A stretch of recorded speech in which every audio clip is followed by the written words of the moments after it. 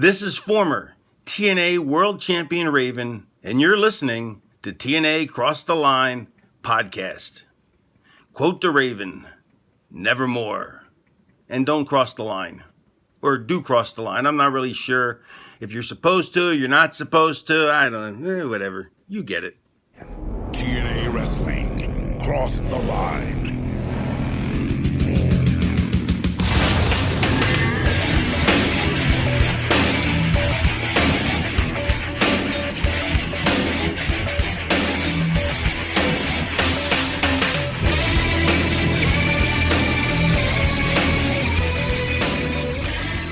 And we're back with episode 43 of the TNA Cross the Line podcast. I am Bob Colling Jr. With me, as always, is Dallas Gridley.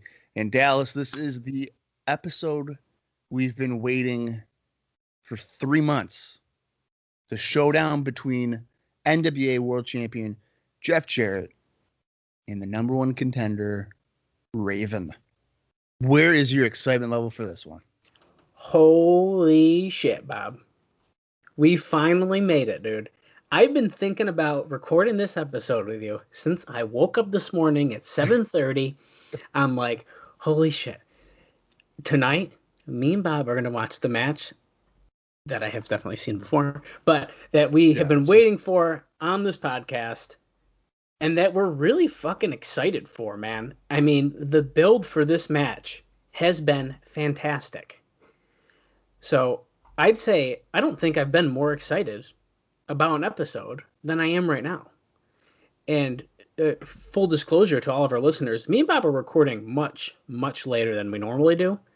I feel like this is about to be like a Conrad podcast where they're like, hey, it's going past midnight and we're getting sleepy. Right, yeah.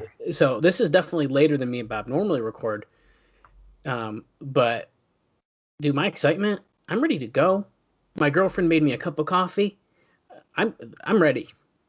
Yeah, I napped for 5 hours after I got home from work, knowing that I was probably going to be up till about 11:30 recording. So, and I have the Mets game on my TV, so I have enough distractions going on that I'm definitely going to be okay. Now, we've both seen this match. I've probably seen it a couple times, but even back when I would review it for Wrestling Recaps freaking 11 years ago, I've never watched it in the context of like watching the show every week, because like the reviews, I would watch a show and then for 2 months I wouldn't do another one. Yeah. So it's really interesting kind of looking back with the actual context, I guess, each week. Then you don't forget kind of what's going on, even though sometimes we do forget what's going on because there's so much of it. Well, I think that's an interesting point to bring up. I think in the grand scheme of a lot of just even, look at wrestling reviewers, or even if I'm like, I think I'm going to go put on Bound for Glory 2006 right now. Yeah. And it's like, I might enjoy the show, but would I have enjoyed it more with the build up? Or maybe was the build up not hold up to how good the show was even, you know what I mean? So yeah. I think the context is definitely important. And, for people who went out of their way, just like you mentioned, you and I have both seen at least the main event before. Yes, it's an exciting match, and it is, but like we've lived this 3 months worth of buildup. Live, we're recording every week. We've literally been waiting 3 months to watch this match. So I think that just, helps escalate that excitement level to its fullest potential. It's like we're watching live. That's kind of why we're doing it like this.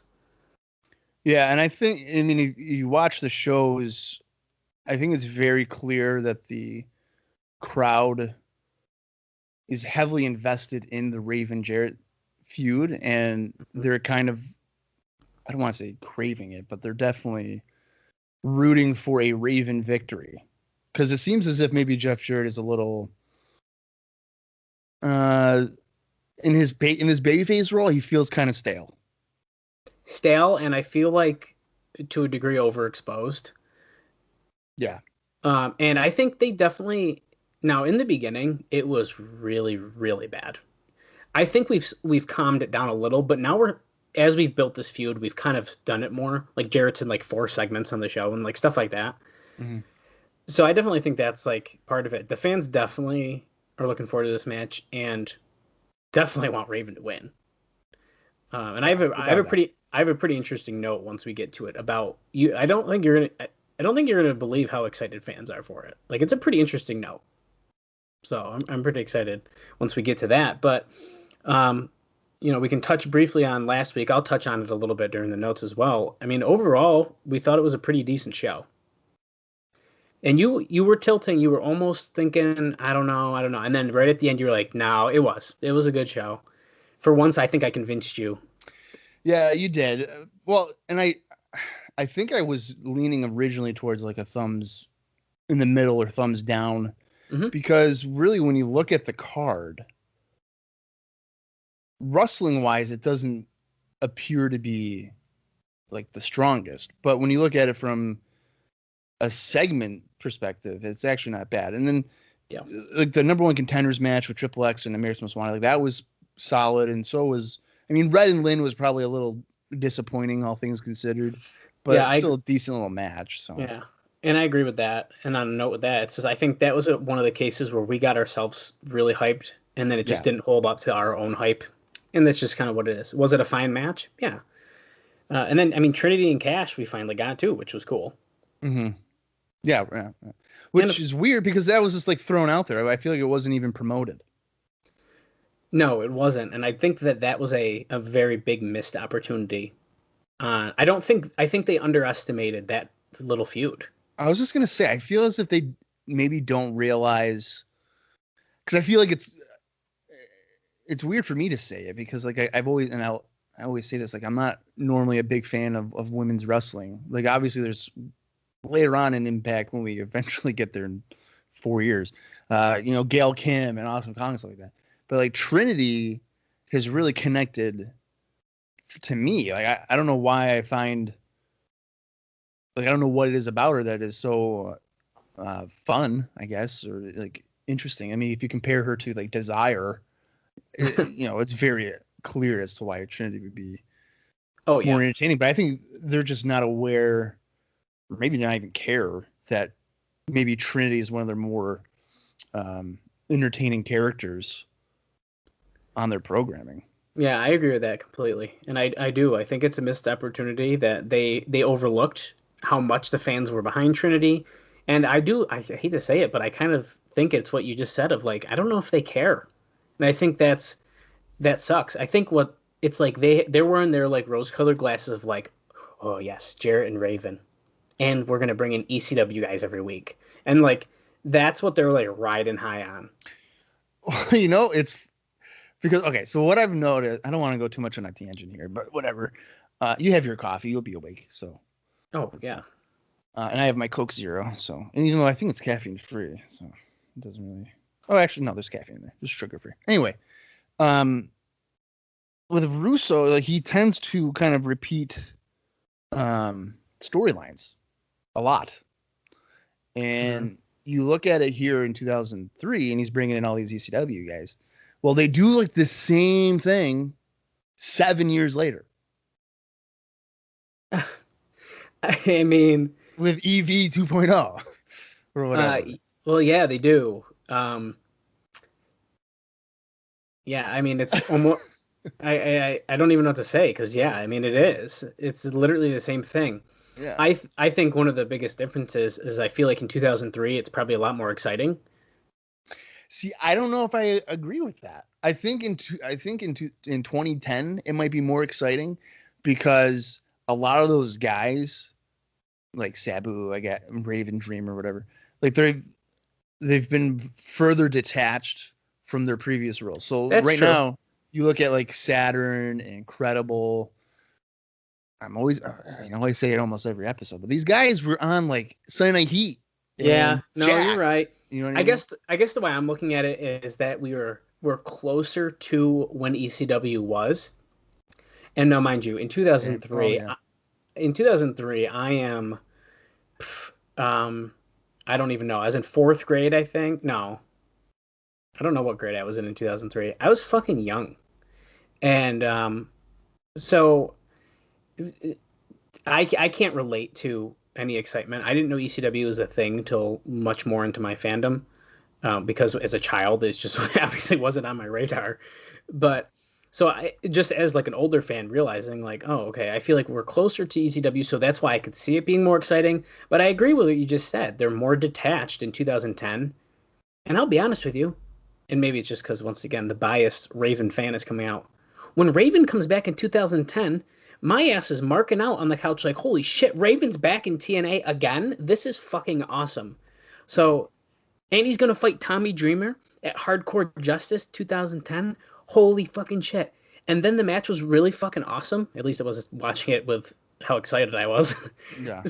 So I see definitely I could see both sides of this. I think it's an interesting point to bring up though that it literally is nearly the same exact storyline. For the most part. I mean, the idea of bringing these guys together as a fucking group. Here they're Team Extreme. Eventually they'll be EV 2.0. Right. Which, I don't have to like the name. I think it's stupid as shit, but that's not the point.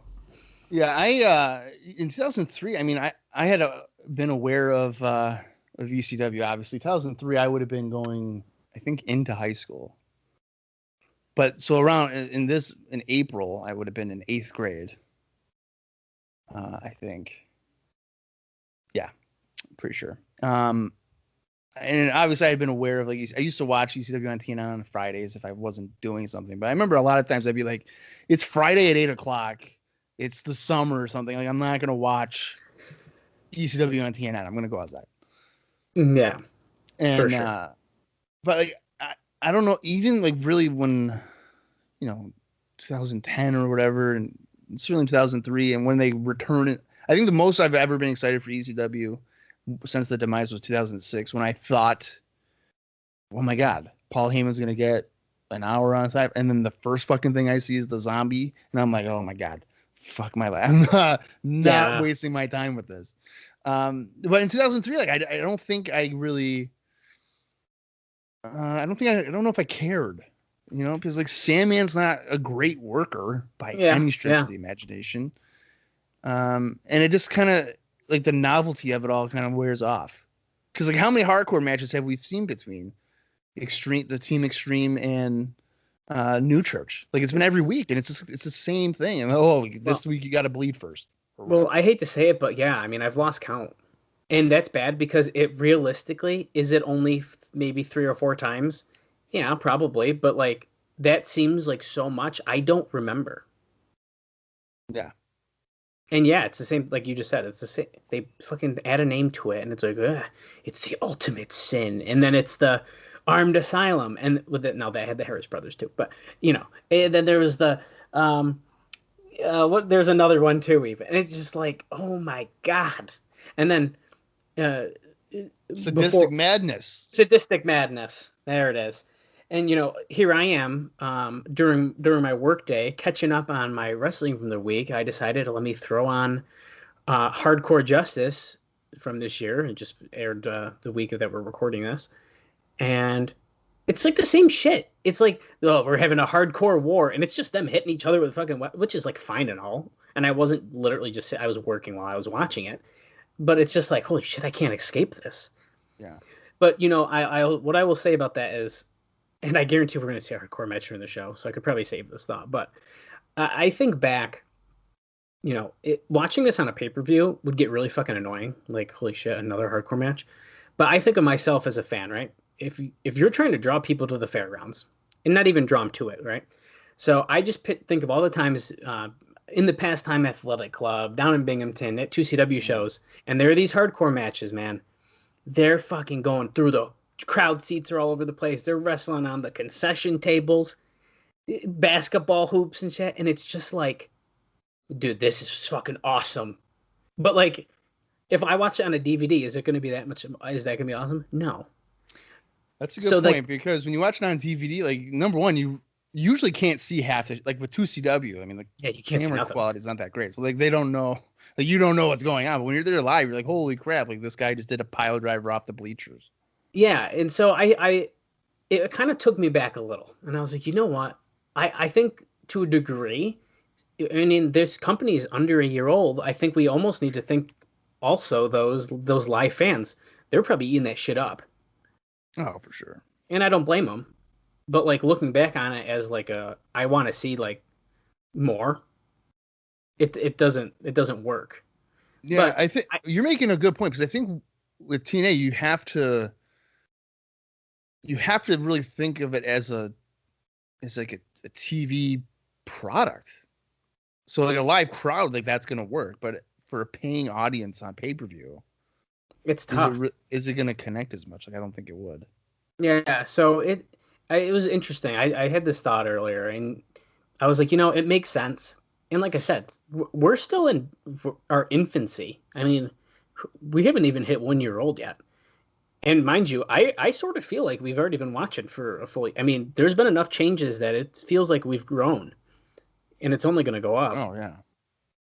But it's just an interesting thought there, as far as all the hardcore matches that we've been seeing every single week.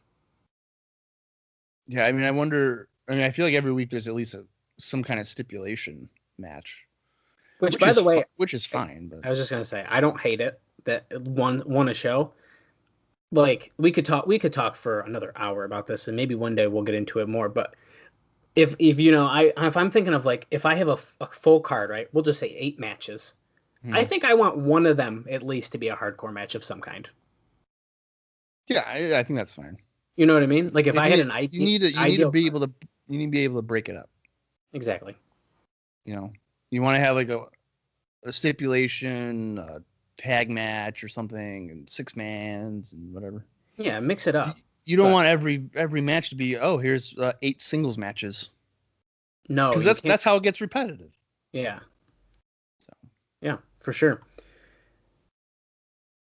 But I guess that's all I got for my opening speech, man. I think that was a good way to kick off our show here.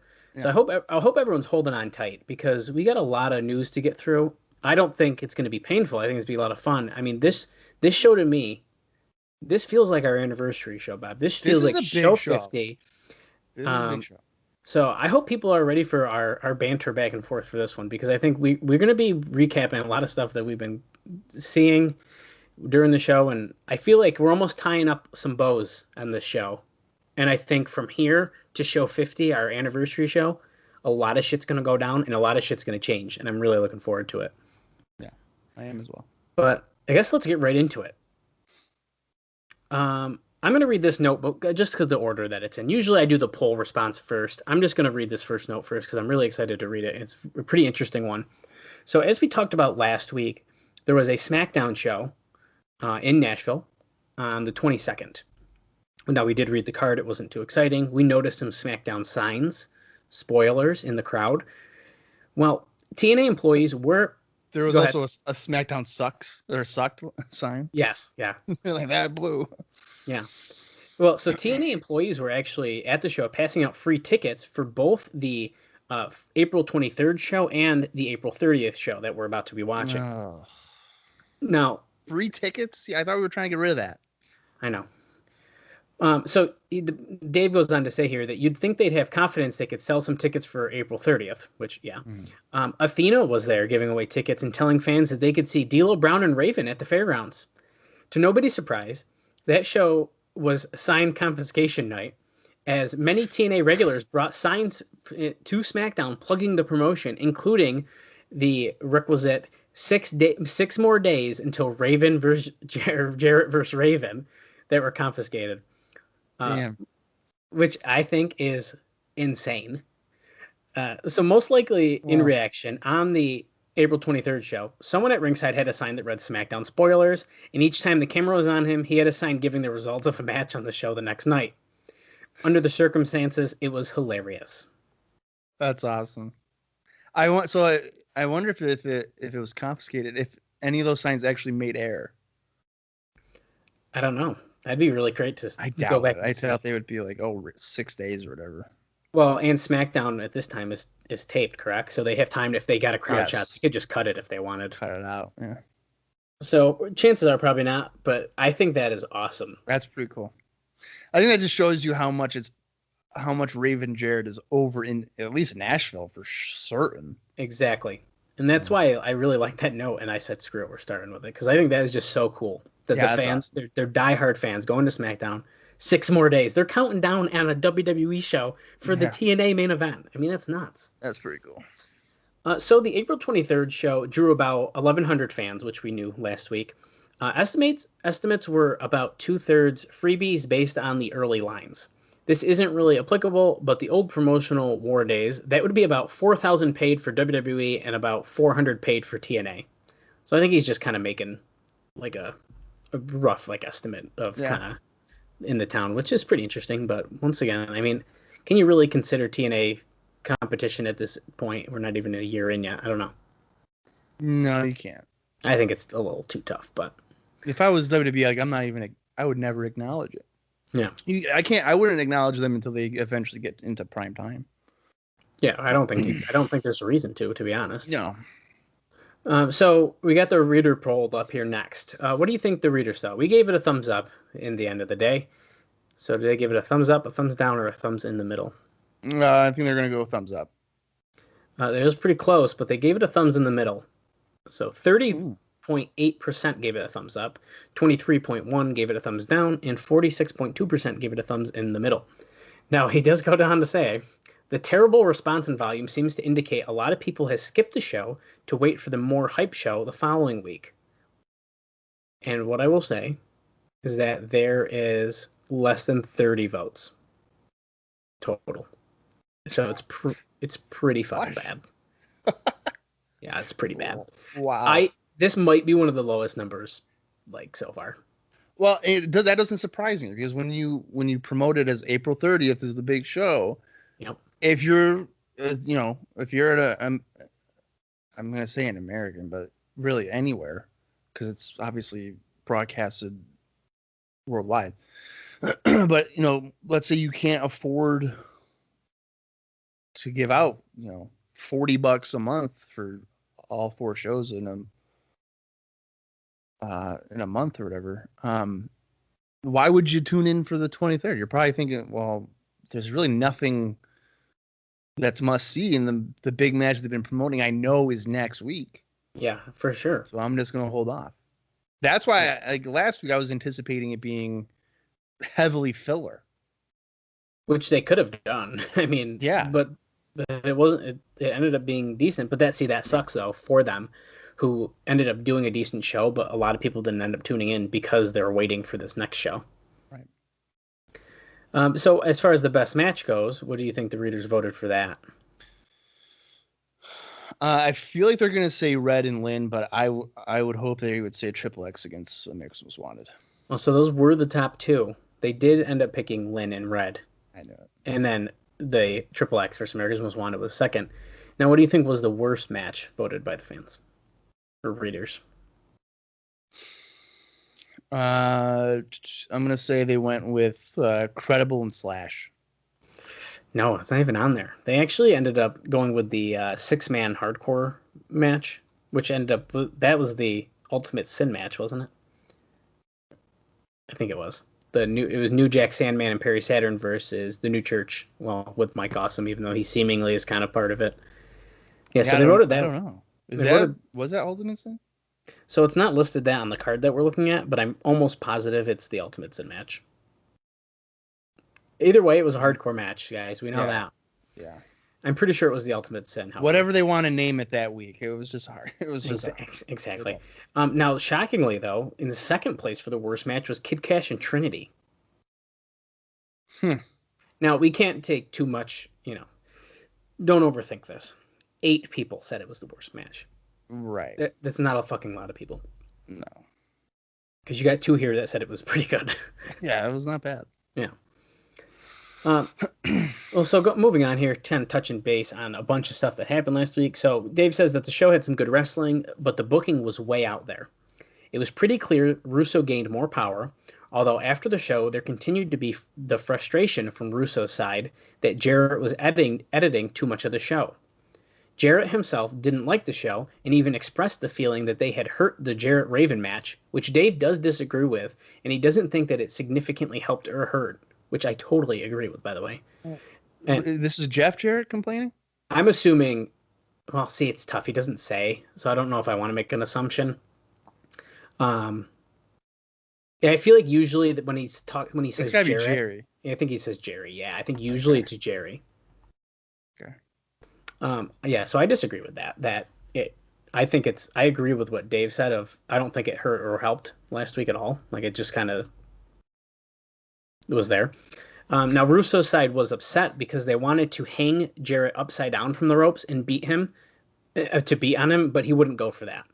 They also felt Jarrett hurt himself by beating up Alexis Lurie so violently, which Dave does say he agrees with.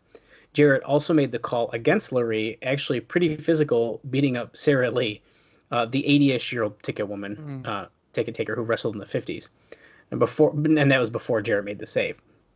Lurie can take a beating, he says, but it would be so much more effective if the less than 5-foot Lurie took one blow and was knocked out, as opposed to taking blow after blow, where it came across like ugly domestic violence and was a turnoff. Which is, I mean, we were fucking like, I think we were almost like giggling because it was just like, what is happening? And it was like, why is this happening? But like, I agree with what he said. I mean, it literally was Jarrett just beating this woman. Like, what are you doing? Well, it was weird because it was as if Jeff Jarrett was like punching her, let's say 8 times, right? But she's just staggering. Exactly. You know what I mean? It's like, no, she probably should be like one punch and then she's down. Yeah. I mean, what are we doing here? Yeah. But then he's like throwing her into walls and stuff. It's like, oh God. Well, yeah. And so he goes on to say, even worse, after Jarrett beat the hell out of her with a garbage can and threw her into the back of a pickup truck, she came back without a scratch a few segments later to join Julio in beating up Eric Watts. Now, speaking of Eric Watts, he says that he was totally overexposed, being in segment after segment where you could hear crickets chirp by the end. And that statement spoke to me because I legitimately did not hear even the crowd talking to themselves when the Eric Watts was out there last week. It was dead silent. Well, he thinks he's funny, which is it's just bad. Well, so part of my thing too is I can't believe I'm going to say this. I feel like at first I was like, okay, maybe I'm going to give Eric Watts a chance. And like I didn't say it out loud for a reason, but and I thought it like, oh, maybe there's something here, but like we've declined so much. Yeah. From the little bit that we had. Yeah, it's been brutal. It's been brutal for Eric Watts. Yes. No doubt about it. But I don't mean to cut you off, but no, you're good. The statement there where Dave doesn't feel as if last week's show hurt the match. I'm kind of conflicted on that because I really don't like Raven being associated with Team Extreme. Oh, we'll get to that. Okay. Yeah, I don't like that connection. I agree with that. I don't like that. But see, that's the thing. I don't think it hurt the story, like the build for the match necessarily. It was just kind of there for me. Yeah, but I mean, it kind of makes it feel. So Raven is essentially coming in. You're coming into this match, right? There's no way that you're thinking it's going to be a straight up match. No way. Yeah. You know, I'm assuming it's going to be like no disqualification or something at the very least, because that's usually how Raven works anyway. But you're coming into this and you got Alexis Lurie, De Niro, Saturn, New Jack, Sandman, Incredible. So you have 6 people on Raven's side. Yeah. Like, that's kind of watering it down. Well, and if we know Jeff Jarrett. Well, I didn't want to say it yet. If we know Jeff Jarrett, we're going to get 6 chair shots from Jeff Jarrett tonight. Well, he's going to be like Superman. Oh my God. 100 fucking percent. We're just going to pretend we don't think that's going to happen. And we're going to move on. Yeah. And just pretend that that's not going to happen. No, yeah. He's the Hulk Hogan, Stone Cold Steve Austin of TNA. Like, that's what is going on. Stone Cold Jeff Jarrett. Yeah. That's right. Well, one of the highlights from the show, as Bob has mentioned already, was Triple X versus America's Most Wanted. Now, remember the deal before the match. Harris was laid out by a mystery person. Someone attacked him. But he came back in the match, made the save for Storm. But Harris ended up getting the pin after a low blow, and then Storm walked out on him. Now, Dave says this made no sense on the surface because they'd spent the past several weeks building up a Harris turn, but then he's the hero and Storm is the heel. Now, the reason is because there are second thoughts on the Harris turn, and some in the company want Storm to turn instead and join Sex. Now, Bob Ryder wants to not break them up, although it's getting a little late for that, he says, even though there are absolutely no reason to break them up since there were few acts that were clicking as well as they were, which we've mentioned, of course, many times. So I agree with that. I don't think there's a reason to break them up, but like I do not like the idea to switch to Storm, switching and joining to Sex now after Harris was already in a locker room in a t-shirt. Like, what are they doing? Well, yeah, he was in a t-shirt and then he was also in there and he was like, they're not that bad of guys. I'm just asking for a title match. Yeah, we're all kind of cool. Like we're all doing the same thing, aren't we? And like James Storm's like, no, what are you talking about? Yeah. So that would be a weird pivot to go from Chris Harris, like, hey, you're turning heel, to nah, James. Yeah. Well, come on. Why not? It's a swerve, bro. There's no reason to switch, to turn them. Sure, they've already been multi-time tag champions. Okay. That doesn't mean the end of the life for a tag team. No. Especially when the fans like them. Yeah. And at the end of 2002, aside from like Jerry Lynn and stuff like that, like AMW is and was an act like, all right, we're looking forward to seeing what they do next week. For sure. And you could even, point out the fact that when Dusty was gathering the troops, who did he have? Jerry Lynn, America's Most Wanted, Ron Killings. Right. Yeah. And that was, I think, a very suitable foursome. Yeah. And there was a reason that those four were there because the fans were behind them. Yeah. No, I agree completely. It would be way too quick to break them up. But you know what? That wouldn't surprise me. Because there's no patience with Russo booking, I feel. No, there's not. Like once he gets a feeling of being bored with an act, he's like, what can I do to just blow it up?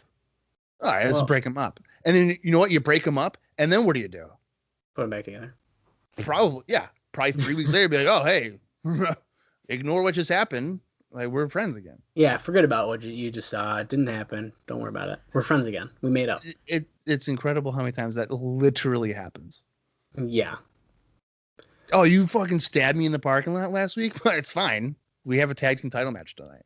Let's go. Okay. Yeah, sounds good. I needed a partner. I've got stitches. It's fine. Don't worry about it. Yeah, no big deal. I have really good health care. Thanks. Yeah, really. Now I do want to confirm it was the barbed wire weapons match. So it was Ultimate Sin last week. And my only note on that is, did you know that New Jack pulled a grenade out? Because I didn't. I thought we noted that. I think he was wearing it on his neck, wasn't he? But apparently it says Dave wrote that he pulled a grenade out in the match, and I don't remember that part. I thought you said like, who has a grenade? Did I? I thought you did. Maybe I did. I remember him wearing one, but like I don't remember it being like used or threatened in the match necessarily. I might be drawing a blank. I wouldn't put it past New Jack to fucking have a grenade.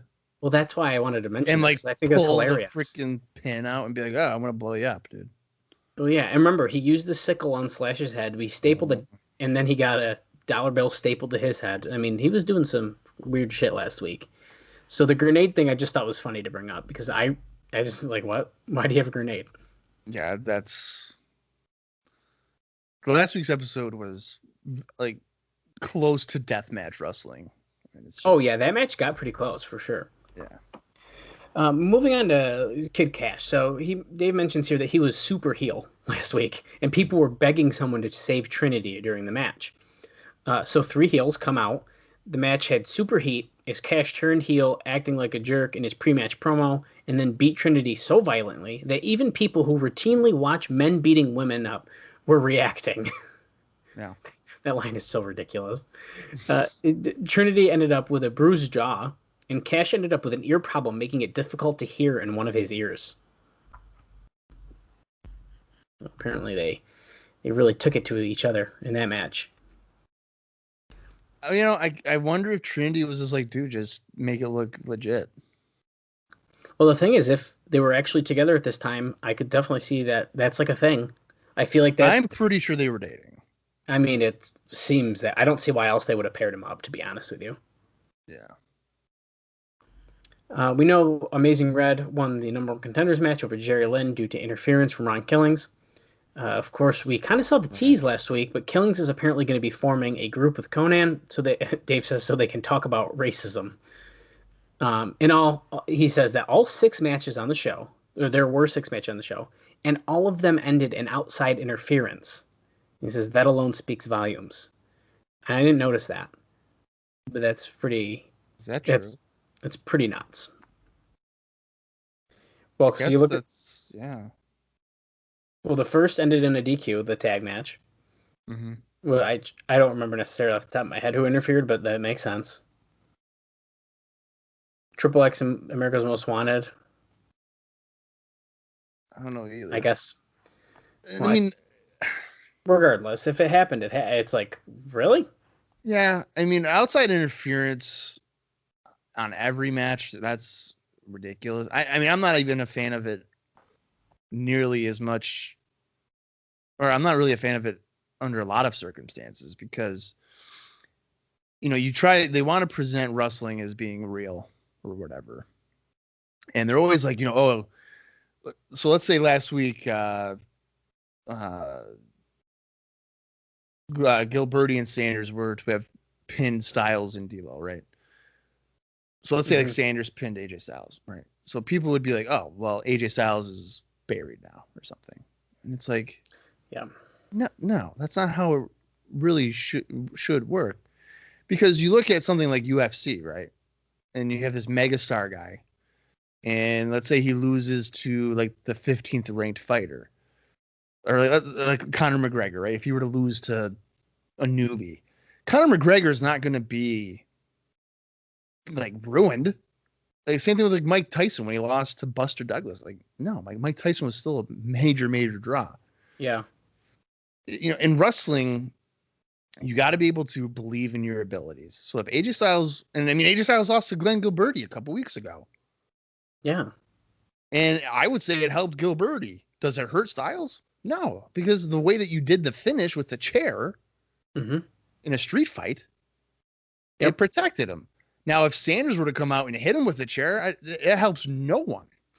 Yeah, I agree with that completely. And just as you were talking here, I went on to WrestlingRecaps.com for the review of the show. And yeah, I mean, someone interfered at the end of every match. That's amazing. So yeah, I mean, it happened.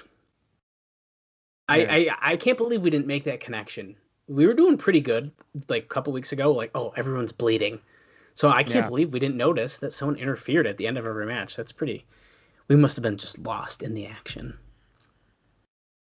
You know what? It's either that or maybe it's a sign that we just didn't really care. Which, if the fans, if you don't care, then you don't care. That's.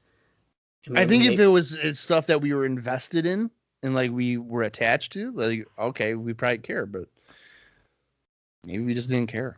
Yeah.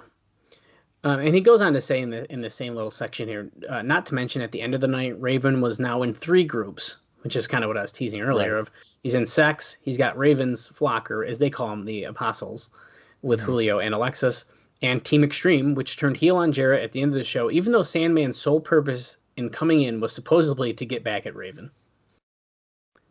Yeah, but they've had a weird.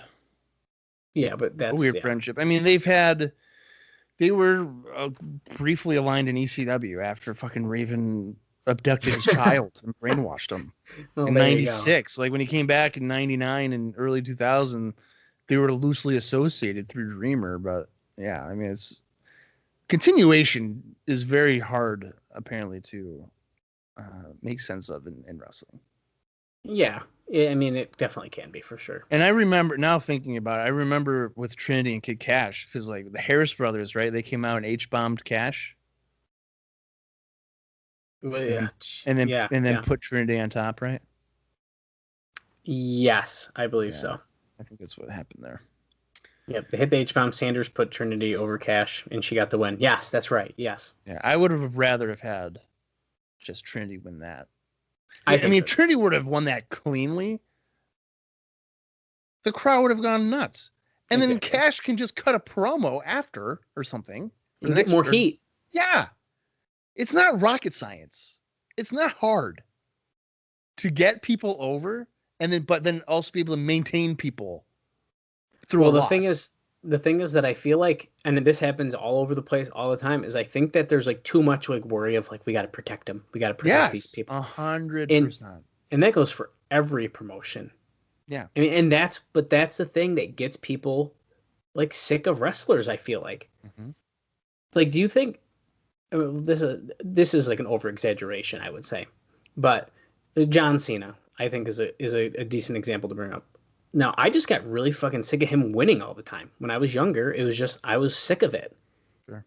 And so I was like, I turned and I'm like, no, like I'm going to boo him because it's just, you're overly taking care of this guy. Like I said, I know this might be more of an extreme situation and stuff, but you know what I mean? It's just, you're protecting him so much, this wrestler so much, you can't do anything. If he loses, it's got to be dirty, and he always wins, and you just get like, oh, he's going to win again. LOL, Cena wins, you know? So that kind of example, and I think that happens too much in wrestling, where, like you just said, if Cash lost, he could have cut a promo, and people would have been booing the shit out of him even more after losing to Trinity clean. Yeah, and you know what's really funny about this is like you want to protect these people, as I would assume, like as drawing power or whatever. Your pay-per-view buy rates are literally between 5,000 and 8,000 a week. Yeah, I mean they're not doing great. You're getting 400 people in New York every other week. So combined, or like you're getting 200 people in the market of New York, a wrestling hotbed, to buy your weekly pay-per-views.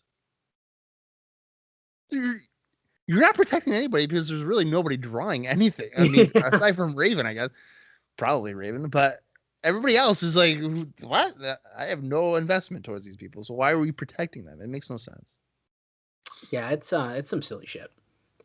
WWE is different because that's a millions and millions of people are watching that. So if you're invested in like a John Cena, or here in 2003, a Brock Lesnar or something, I guess I could see that. But yeah, right now, like you should be taking risks right now in TNA if I were them.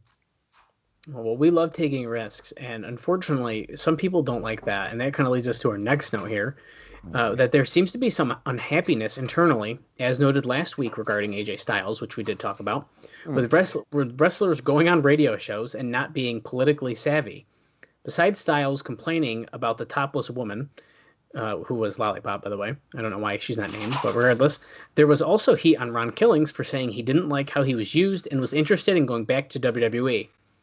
Dave says, silly me, I thought he was just in character playing his gimmick, that he's not getting a fair shake, but apparently those in the company didn't see it that way. Those were the only two who I've heard had heat. But Chris Harris did an interview negative about Vince Russo's direction, and Jerry Lynn had done one, and he says that, and this is something he's said internally, saying that he thinks there's too much talking and not enough wrestling on the shows. So some people are not happy right now backstage in TNA. Okay, so a couple things with that. So Ron Killings, I seem to remember him cutting a promo saying that he ain't never going back to WWE.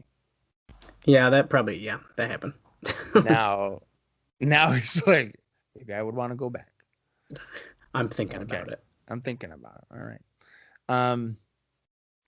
Now the other thing, I had recently listened to a Vince Russo interview here in 2021. I believe it was with Chris Van Vliet.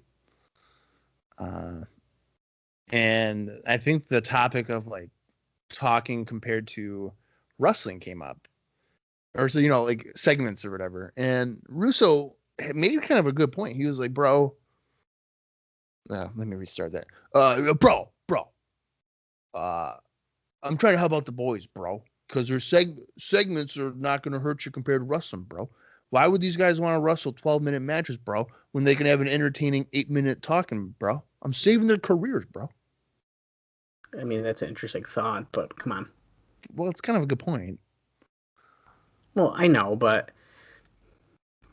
is he saving careers? I know, I get what he's saying, but I don't know. And I guess it really comes down to what kind of wrestling fan you are. Do you want to go and pay money and to see people talk in a ring, or do you want to see people wrestle in the ring? Well, when you're paying for a show, a pay-per-view show, it should be wrestling. If it's television, you can get away with it because it's you're free. It's free. Well, and you can add more of that drama to it and like get people hooked. So I get it. But interesting that it was that recent of a thing too, and that it got brought up. So I like that. That's a good little tie-in. Yeah. So, but I'm surprised that so many guys are speaking out against him because Russo seems to be a guy that's usually trying to help out younger guys. It does like not guys that maybe haven't gotten big pushes before. So yeah, I mean, it seems like that to me as well. So he did give Ron Killings the world title. That did happen. So, well, I have one more pretty interesting thing, and then we'll take a trip to the Wayback Machine. I'm going to try to cut out some of that as we get through it, but this last one is pretty interesting, and I teased it last week. Bob Ryder loves to tell us, "You won't believe who's calling. You won't believe who's calling the office and wants to come to TNA." So this kind of gives us a little look into something. Maybe that who wasn't calling them, but maybe someone they were calling. Oh boy! So this is not in the TNA section, by the way. Is it a WCW guy? No. So to be. Yes. Like they're on the roster, or they recently got fired? Well, they officially were terminated for breach of contract, and I'm going to make you guess who it is here. I'm going to not say their name yet, which was a failure of their second drug test. A failure of their second drug test. Yes, and although it was not announced publicly, the reason that they were taken off house shows indefinitely 2 weeks ago was believed to have been a suspension for that test failure. They were asked to go to rehab, declined. Oh, I know who it is. And yeah, for that matter, they wouldn't even consider it. I know who it is. Who was it? Jeff Hardy. Yep, it sure is. Jeff Hardy was officially terminated. Wow. And so he kind of goes a little bit more into that, but we'll skip ahead so it's more based on what we're talking about. Now, based on the nature of his termination, the company feels he can't work for a rival company. And then he says, read that, TNA, until his contract actually expires. Although that doesn't mean they'll necessarily go through the hassle of enforcing it. Dave says that he's of the impression that should Hardy agree to go through a rehab program, there's a good chance that the company would rehire him. Hardy will no doubt get offers from every indie promoter in the world, but needs to get himself back into physical and mental shape, or it won't be in anyone's best interest. Of course, TNA has expressed interest in him, and he was apparently contacted by one of the TNA wrestlers about coming in, but he said he was burnt out. And then he has a pretty interesting point to kind of cap it off here, and he says, when we look at the big issue that is often discussed in the business, which is the pattern of drug deaths, one ugly truth about the business is that if any wrestler with any TV time were to be fired by WWE for a drug problem, that numerous indies will jump all over each other to get them. In a perfect wrestling world, indies and TNA would respect those kind of suspensions the way athletic commissions enforce suspensions of other athletic commissions, but that is never going to happen. I'm confused. How can he be terminated, but then he can't work for another company? I mean, it's got to be some kind of like a clause. It has to be a clause in the contract. But if you're fired, that should null the agreement. Well, you would think so, right? Yeah, like That okay? So that's like me. Like I work for you, right? And in the clause, it's like, well, as long as you work for me, you can't work for Austin. But then you fire me. Yeah.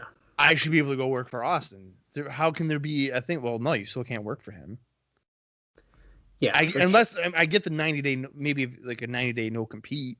That's kind of what I'm thinking it is. If that's what it is, that's fine. But they're saying like until his contract expires. So how long is his contract? It's gotta be longer than 90 days. Well, that's a really good point too. So, well, regardless, we're getting this is the first time that, well, they could hint at Jeff coming in. And now, we won't spoil it, but I think we all know when he comes in. So. I know, yeah. Oh, I know too. So, I thought this was very interesting, and the first we're hearing about it. So I'm curious if we'll hear more about it next week. But that is all my news. But let's step back in the Wayback Machine. We're going to NWA-TNA.com. We're going to check out From the Inside with Jeremy Borash first. This was published on April 25th, 2003. And if you've been listening, or I should say if you haven't been listening, to see a lot of these articles in the Wayback Machine, you got to skip ahead. We're in April on our watch along, of course, as you know. But you kind of have to skip ahead a little bit. You have to go to like August or just months ahead. Mm-hmm. And then you can see the past articles and you can go through them. I actually was thinking, because this was a big episode, that I was going to try to incorporate another article, which is Ask the Professor with Mike Tenay. Except if you read it, it has literally nothing to do with the show. And it's literally just a bunch of people asking random ass questions. I'm going to have I almost sent one to you, Bob, earlier, because literally 3 people in a row were like, where's Vampiro? Was Dean Malenko Doink the Clown? And then it was like, is there 2 Duke the Dumpster Drozies? I saw him at in the Gimmick Royal Rumble, and then back in '95. And then, oh my god, dude, I mean, it's ridiculous. And then Mike Tenay just answers it. And actually, I'll say this one because I don't have it in front of me, but it's something along the lines of like, do you think that Curry Man, wink wink, would be a good X Division star? And Mike Tenay goes, Curry Man? Oh, okay. And they said wink wink as like a joke. Yeah. And Mike Tenay goes, well, Christopher Daniels' masked persona is better left in Japan or something like that. Oh. But I was just surprised that he like said openly what it was. He's like not in gimmick at all in this article. Is really silly. Right. But anyways, Jeremy Borash claims there's no real injuries last week. As surprising as that sounds after the bloodbath that we saw between the New Church, Sandman, New Jack, and Saturn, saying that it was one of the wildest matches ever. I just thought that was an interesting note after we read that Trinity and Kid Kash both got injured. I guess they weren't seriously injured, so maybe that's not why it's not listed. But nonetheless, I thought it was kind of funny. I'm surprised getting a dollar bill stapled to your forehead doesn't equate to an injury. I'm surprised he didn't write about that, to be honest with you. Yeah. He did. There's a story. I'd recommend going back and reading this. I'm not going to read it on air just for the sake of kind of getting through more. But there's a discussion about banning fanny packs in wrestling. Jeremy Borash does not like fanny packs and does not think wrestlers should use them, but a lot of people think they should. And now I'm going to just say right now, I, for one, have many fanny packs, and they're fantastic. Wait. We wanted to ban them? I think it's more... Okay, I'm going to read it. It's got to be a joke, right? He says a discussion erupted at the post-show IHOP visit as the debate on whether TNA should enforce a fanny pack ban. As they have now fallen into the now past Zubaz category of wrestlers motif. Hey, what's wrong with Zubaz? Nothing. I have a couple of those. Exactly. He says the ban was supported by several, with my main argument being that no man should wear anything that is called a fanny pack, no matter how useful or convenient this man purse apparatus is. That's ludicrous. Jeremy Borash doesn't think that someone should wear a fanny pack. That if you're a man, you shouldn't wear a fanny pack. But he does say how useful and convenient it is, which is it's fucking true. So he's saying you shouldn't wear them, but then he's like, but they are good. No matter how useful or convenient. Yeah. That's ridiculous. Okay. Who cares? I know. He does say here that you'll see Conan and the team of Siaki and Young and Eric Watts on this weekend's edition of Explosion, along with some great highlights. No, we won't. No, we won't. But I'm also going to tell you, no, they don't, because he lies right there. At least partially. We'll get to it. You also see some highlights from last Wednesday night. Explosion has been adding markets now almost on a weekly basis. Check NWA-TNA.com to see if Explosion can be seen in your market. And I wish we could see it on the Impact Plus app. So hashtag we want Explosion. Tag Scott D'Amore. Tag Don Callis. We want it. And as a side note, Bob, I'm going to mention this now before you mention it in the start of our show. You can no longer get the Impact Plus app through Fight TV officially as of like a couple days ago. You can't?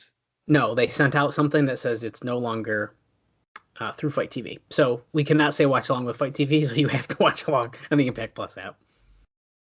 What? Yeah, I just saw that. Why do they do that? I'm sure it's a licensing thing, if I had to guess. It's probably because they want to push their own product more, but they should probably get their product working better. But that's a different story. Oh, that's what I'm saying, dude. Like I've wanted to get Impact Plus, but for the longest time, like it doesn't work. I mean, I hear it's a little bit better. I haven't tried it again. Whatever. Yeah, I'm still nervous about trying it. So me too. Now we've talked for a bit about this TNA Genesis pay-per-view special they were going to do. Well, the 1 cent deal, right? Well, it was rumored to be that. Okay. But then they switched it as of last week, I believe. But now this is going to be airing in the month of May on DirecTV at a special price of just $4.95. It's a 2-hour look back at TNA's first year on the air and relives some absolutely fantastic moments. He does say that he hosts the show, Jeremy Borash, with Jerry Jarrett serving as executive producer. And he says, as an on-air talent, it sure makes a difference having a coach alongside you. Jerry was great to work with on this project and really helped me through the hosting duties. Plans are in the works to eventually take TNA Genesis to home video, but you will get first crack at seeing this on DirecTV in the month of May. So stay tuned. Me and Bob will definitely be watching this 2-hour look back. Okay, just kidding. We're not actually covering that. No, that's got to be separate from their. Yeah, it's not. I don't think that's in a weekly pay-per-view. I was gonna say it's got to be something different. No, but I'll tell a really, really quick story here. I might have teased it before. I might have a copy of this, which is really weird. Really?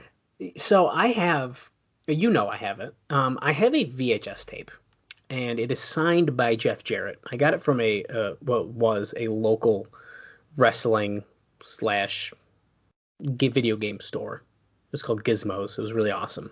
Mm-hmm. And so I got this tape. I don't know what's on it. I have not watched it. I got it essentially in a trade, was how I got it. I thought it was the pilot episode of the thing. Well, I don't know. And why I don't know is because on the side of it, it says Genesis of TNA. So what I thought was on it is that it's like how they were selling to pay-per-view. And mind you, it still might be.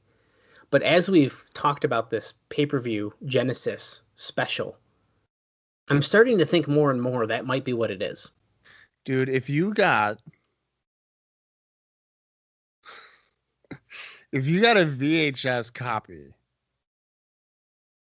of like a year in review thing, and it's like not a master tape of it or something, it'd be kind of sad, wouldn't it? Yeah. Like somebody just burned it off TV and put out a VHS tape and like, here, $50 for it. Like, what? Well, what I'm going to say is I'm going to find out. I have a VHS player. So I'm going to find out what's on it. And I will report back. So I'm hoping to do that sooner rather than later. And, in fact, I'm going to try to do it in the month of May so that we can align with when it airs. And if it isn't, I'll tell you how it is. I really want to like digitize it just so I don't have to worry about the VHS tape part of it. But I don't know how that'll work. But that's a whole different story. But needless to say, I've been thinking a lot about that. I'll post some pictures on social media. Hopefully, about when this episode airs, I can get some pictures up so people can see it. Or if not, if you don't see pictures, that's because I decided to tease you and wait till I actually see what's on it before I do it. But regardless. Yeah, I'm actually really curious as to what it could be. Yeah, I'll keep you posted. Apparently, TNA has made progress in negotiations with representatives in Germany as well as Africa for television distribution, which is pretty exciting. They also are going to be debuting in Indonesia shortly. That's some other big news JB breaks to us. Great. So those countries are gonna get episodes from June of 2002. Yeah, I can't wait to hear about it. Ska Hall in Indonesia. What's going Yeah. on there? Well, there's also preliminary discussions have taken place for TNA to be broadcasted in high definition television. More on this as it develops. Cool. Which, if that's in 2003, was there really high def television in 2003? I don't know. I don't know what that looks like if there was If there was what? high definition TV in 2003. Oh my God, no. I mean, what? Fucking WWE doesn't even go HD till 2008. That's what I'm saying. Oh my God, yeah, I have no idea. So I don't know what they're talking about, but whatever. No. Jeff Jarrett and WWA promoter Andrew McManus have come to terms for Jarrett to appear on the upcoming WWA pay-per-view in New Zealand in late May. Jarrett and I will be flying into Auckland for the first pay-per-view only, and unfortunately will not be able to make the Australian dates on the tour.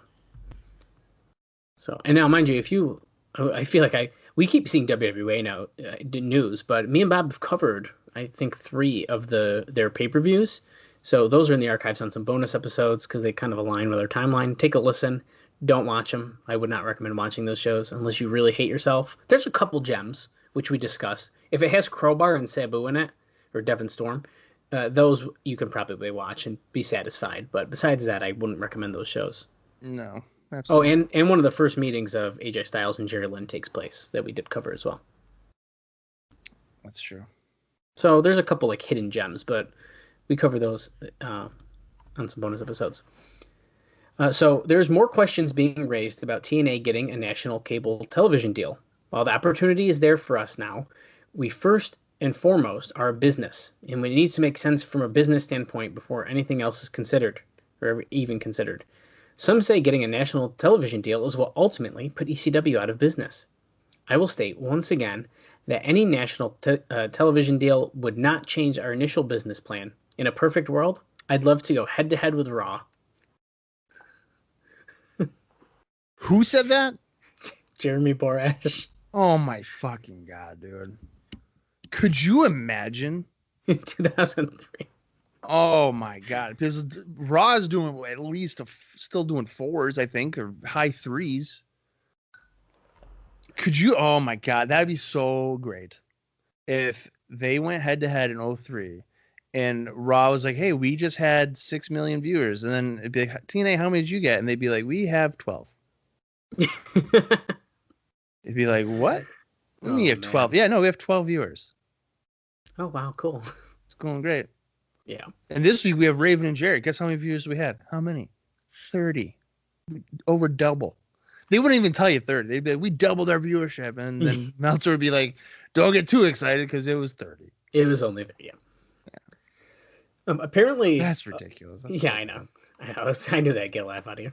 Apparently last week, AJ Styles wrestled the show with a banged up left knee, and the knee was diagnosed as having a deep quad bruise all the way to the bone. He's not expected to miss any time, but has canceled his weekend appearances, and he will be given whatever time he needs to get back 100% if necessary. And that is the end of Jeremy Boras's section, so we are going to go hit notes from backstage with Bob Ryder, and this was posted on the same day the pay-per-view airs, April 30th, 2003, and we got a lot of match announcements in his section, which I really like. First, he starts off, of course, hyping up, it's finally going to happen. After weeks of build-up, Jeff Jarrett defends his NWA World Heavyweight title tonight against Raven, shaping up to be the biggest match in TNA history, which we are well aware, blah, blah, blah, blah, blah. Now, he does say that fans of the X-Division will especially enjoy tonight's show. That's because Kid Kash will be putting up the X-Division title on the line against Amazing Red in what promises to be an exciting title defense. Jerry Lynn is going to be taking on Christopher Daniels in a potential Match of the Year candidate, and the show will also feature a 4-way elimination style match with Jason Cross, Shark Boy, Jimmy Rave, and Chris Sabin battling each other to try to move up the X-Division rankings. So we got a bunch of X-Division stars wrestling tonight. Which is usually pretty fun. those, I mean, aside from Saban, I don't know how much I really care about that, but Well, let's hope that there can be at least some exciting stuff in that. It's a fun idea. It's a fun idea. I think it's a fun idea, but how many times have we seen these matches and they're just like, well, we don't, like we've mentioned before, like Kid Romeo. Technically, Kid Romeo is supposed to be like the 4th ranked X Division guy, okay, and we haven't seen him since like what, August of 2002 or something like that. Like, come on. Well, so the thing is that July? at least this one, they don't say the order of like contendership, because that time they did, and they never followed up with it. No, I know, but like let's say Jimmy Rave. Wait a minute. Didn't Paul London like win something, and wasn't he supposed to get like a title shot and he never did? I don't even know what's going on anymore. No, I think he got a title shot. But yeah, but didn't he beat Jerry Lynn for the #1 contendership or something? And then Jerry Lynn got a title match before Paul London got his title match? Oh yeah, we do shit like that all the time. Like, yeah, like what are we doing? So let's say like, you know, Jimmy Rave were to win. In TNA's logic, he'd be the last guy to get the title shot, or he wouldn't, like, he would never get it. Like he would show up again 4 years later, like, oh hey, this guy's back. No. If Jimmy Rave won and he was going to be the #1 contender, that means Shark Boy, Jason Krause, and Chris Sabin would get shots before him, and then he'd get a shot at the title. Right. Yeah. Another match that he said he's looking forward to is the special tag team challenge between the teams of AJ Styles and D'Lo Brown and Sonny Siaki and David Young. This is where, what? This is where I'd like to point out that JB definitely lied about Explosion, because Siaki and Young are going to be on the show, not on Explosion. Well, they could do both. I mean, double duty, right? Well, they don't. Oh, all right. I don't know where he's getting excitement for that tag team challenge match, but okay. Come on, David Young and Siaki have tagged what, once? Did they even? Maybe? Yeah. No, I don't even know if they did yet. Is it like a team? Did they? I'm not even sure. Styles and Brown have tagged once. They might have felt tagged once, but Brown helped save Styles even in the street fight like a couple weeks ago. Yeah, that's true. But so, come on, this guy is just—he's so like. I mean, he's clearly a team player, but he's just blatantly over promoting or overhyping these things. Well, that's what we're doing. Now, the main attraction tonight, though, is clearly the Jarrett versus Raven match. And we already know that. Oh, yeah. And now, I do think he is an interesting little thing here, though. And actually, you kind of mentioned it even earlier a bit. He said it should definitely be an interesting match, if for no other reason, but that the two men have very different styles. Jarrett is the more traditional technical wrestler, while Raven thrives on a more extreme, violent style. And he says, don't let the labels fool you, though, because both men are capable of adapting. Raven can wrestle, and Jarrett can brawl. Okay. I know. I don't agree with that. What the hell is he talking about? He's making it sound like Jeff Jarrett's like the Chris Benoit or Kurt Angle of TNA wrestling. He's not. He's a brawler like fucking Raven. What is he talking about? Well, the part I was getting at that you kind of mentioned is the fact that Raven is the more like weapons get involved, extreme style stuff. But yeah, I mean the Jarrett technical wrestler part did make me laugh. It's like, what? I don't think I've seen Jeff Jarrett do a wrestling hold in TNA. Like, I haven't seen him do like a hammerlock or anything. He's usually just brawling in the crowd, hitting people with unfolded chairs. Mm-hmm. And then that's it. But he's a great technical wrestler. What? Absolutely. Okay. Bob Ryder does say he's been attending a lot of local shows recently, which I think is pretty interesting because who knows? Maybe he's scouting talent. Maybe he's just attending. Fun fact. Now, well, there's that indie company that has shows at the fairgrounds. That's true. That's probably where he's been going. Yeah. Also our buddy Rick Santel, who's a member of the security crew, he also works local shows around Nashville, and he suffered a broken nose last week in a match. So we won't be seeing Rick Santel wrestle anytime soon. Man, I don't think we ever see Rick Santel wrestling in TNA. Okay. They're expanding their national syndication efforts. Explosion will soon be airing in Denver, and they're adding more stations every week, as we heard already. If you want Explosion to air in your area, tell your local television station to get in touch with us. And in 2021, if you just do a hashtag We Want Explosion, tag Scott Demore, Don Callis, an Anthem. I don't know who you tag these days that we need to get in touch with, but someone's got to do it. Yeah, well, I'm pretty sure that Explosion never aired in Syracuse because I would have definitely found it and watched it. Yeah, I would have been pretty surprised. But I also never contacted my cable provider. Yeah, it sucks. Hey, Time Warner, can you maybe get in contact with Jeremy Borash of NWA-TNA so I can get Explosion or what? Yeah. Great. I only got like 3 more very quick things here, and then we're going to switch it over to the independent news and then touch on Explosion quick and then get into the show. Jeremy Borash reported, of course, that we just heard that Jeff Jarrett is going to be traveling to New Zealand for the WWA event. Now, it looks like he'll be wrestling Sting on the program. More details about that event coming up soon, he says. Jeff Jarrett's going to be wrestling who? Sting? Sting. And this is for WWE? Yeah. Okay.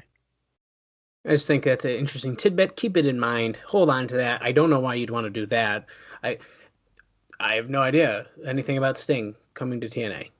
No, it's never going to happen. We definitely didn't hear rumors already about it or anything from the last tour. No, he'll never, end up wrestling for TNA for the better part of like 7 years. So don't even think about it.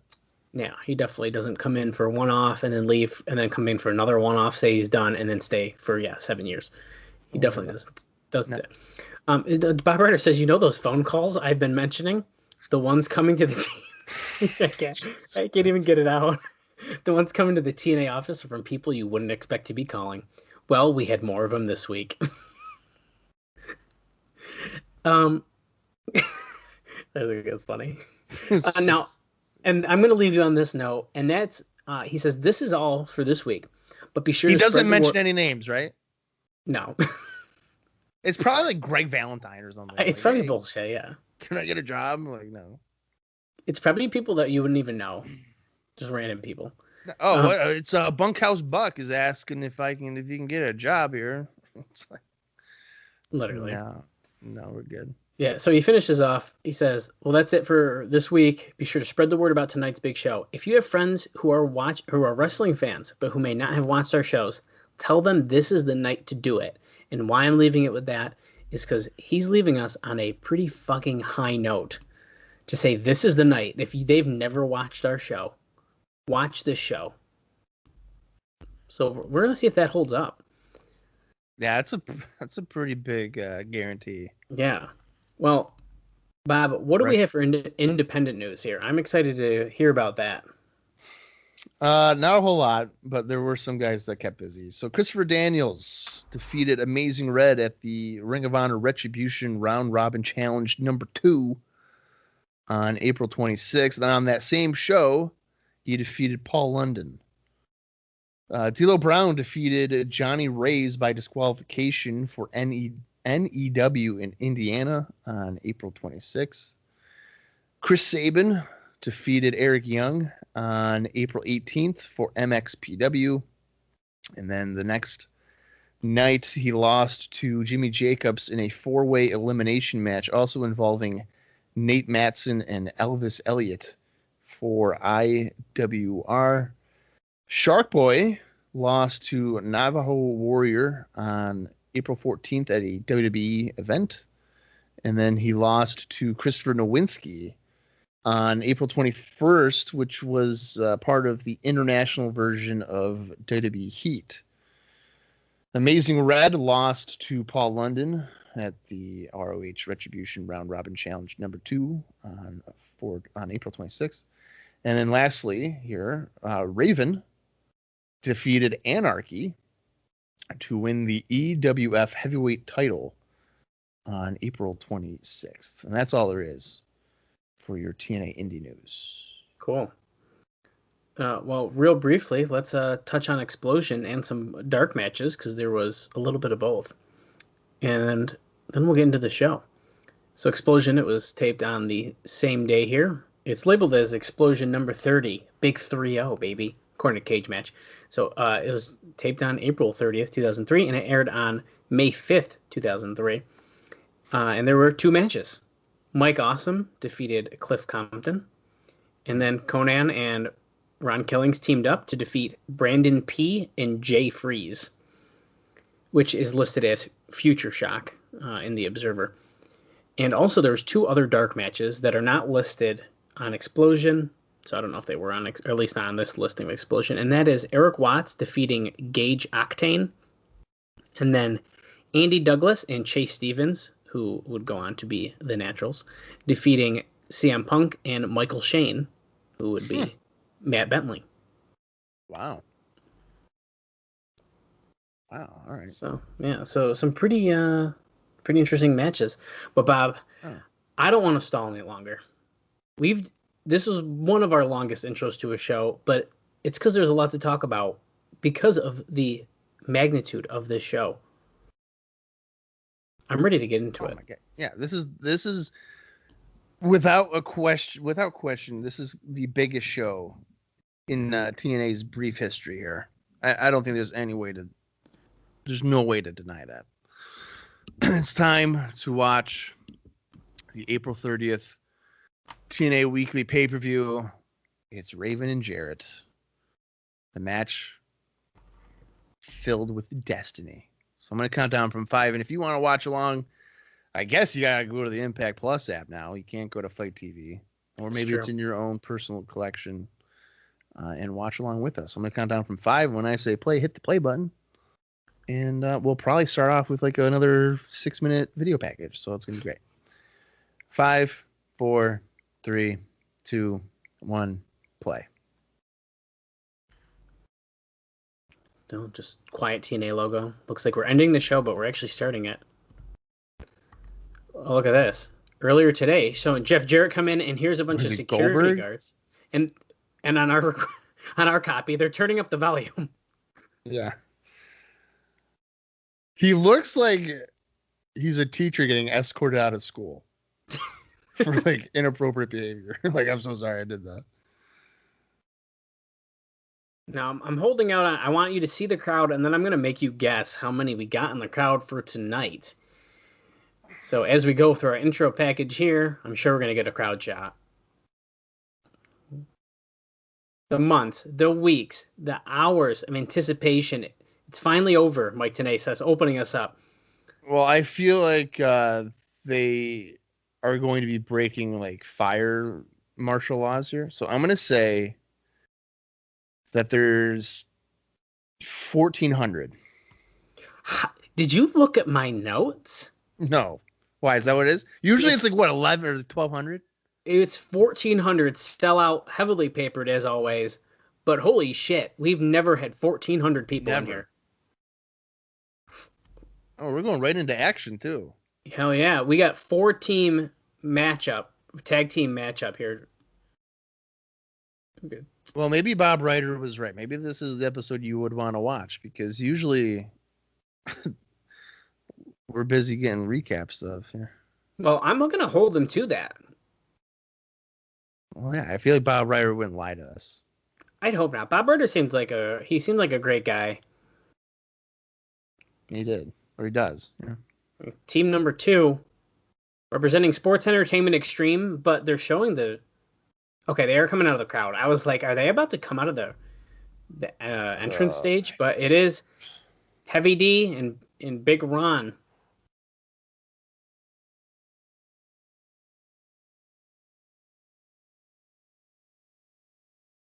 The freaking Harris brothers. So maybe Bob Ryder lied. Yeah, if I turn this on and I was like, shit, I missed the first minute because I was peeing, and then I come out and the Harris brothers are coming out, I'd be like, damn it, why did I waste my money? Yeah. Here's a team of Just Incredible and Perry Saturn. Yeah, 2 of our newest people here.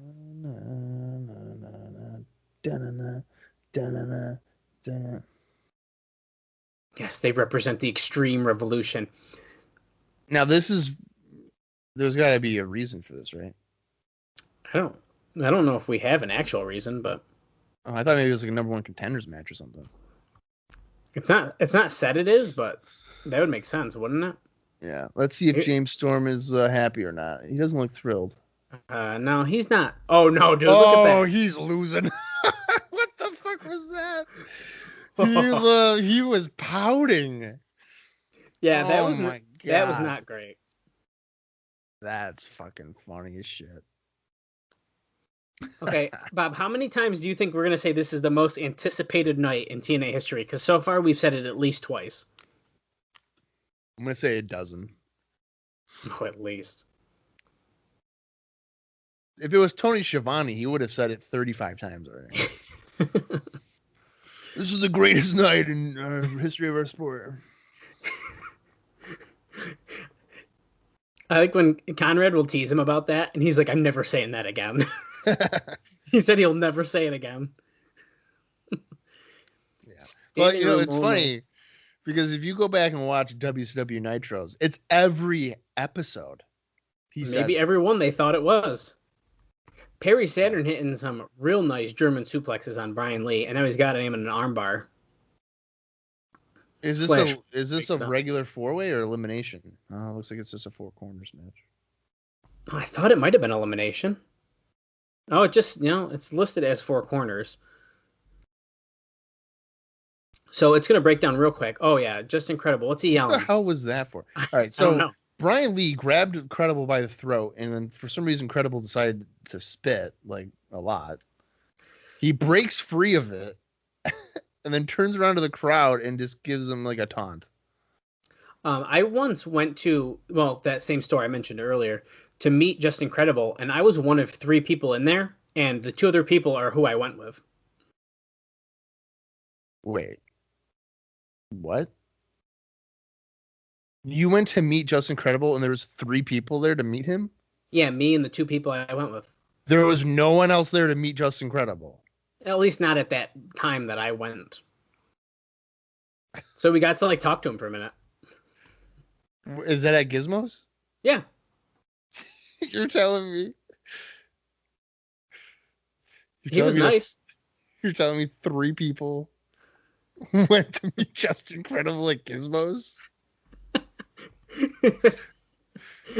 That's hilarious. At the time I was in the store, there was only 3 of us. Yeah, I'm going to tell you right now. You were probably the only 3 people in Syracuse, New York, who went there to meet Just Incredible. Anybody else that went into that store that day just happened to have met Just Incredible. You went there to actually meet him. That was your goal. Anybody else went in there to go find a Nintendo game or something, like, oh, Just Incredible. This is cool. So Slash just went for that whirly bird, and then on James Storm, and Chris Harris jumped in and speared him, catching him. And now Brian Lee is attacking Harris, he just threw Harris out of the ring. And now we're about to break down here. Holy shit, someone just threw a chair at the head. That was the other Harris brother.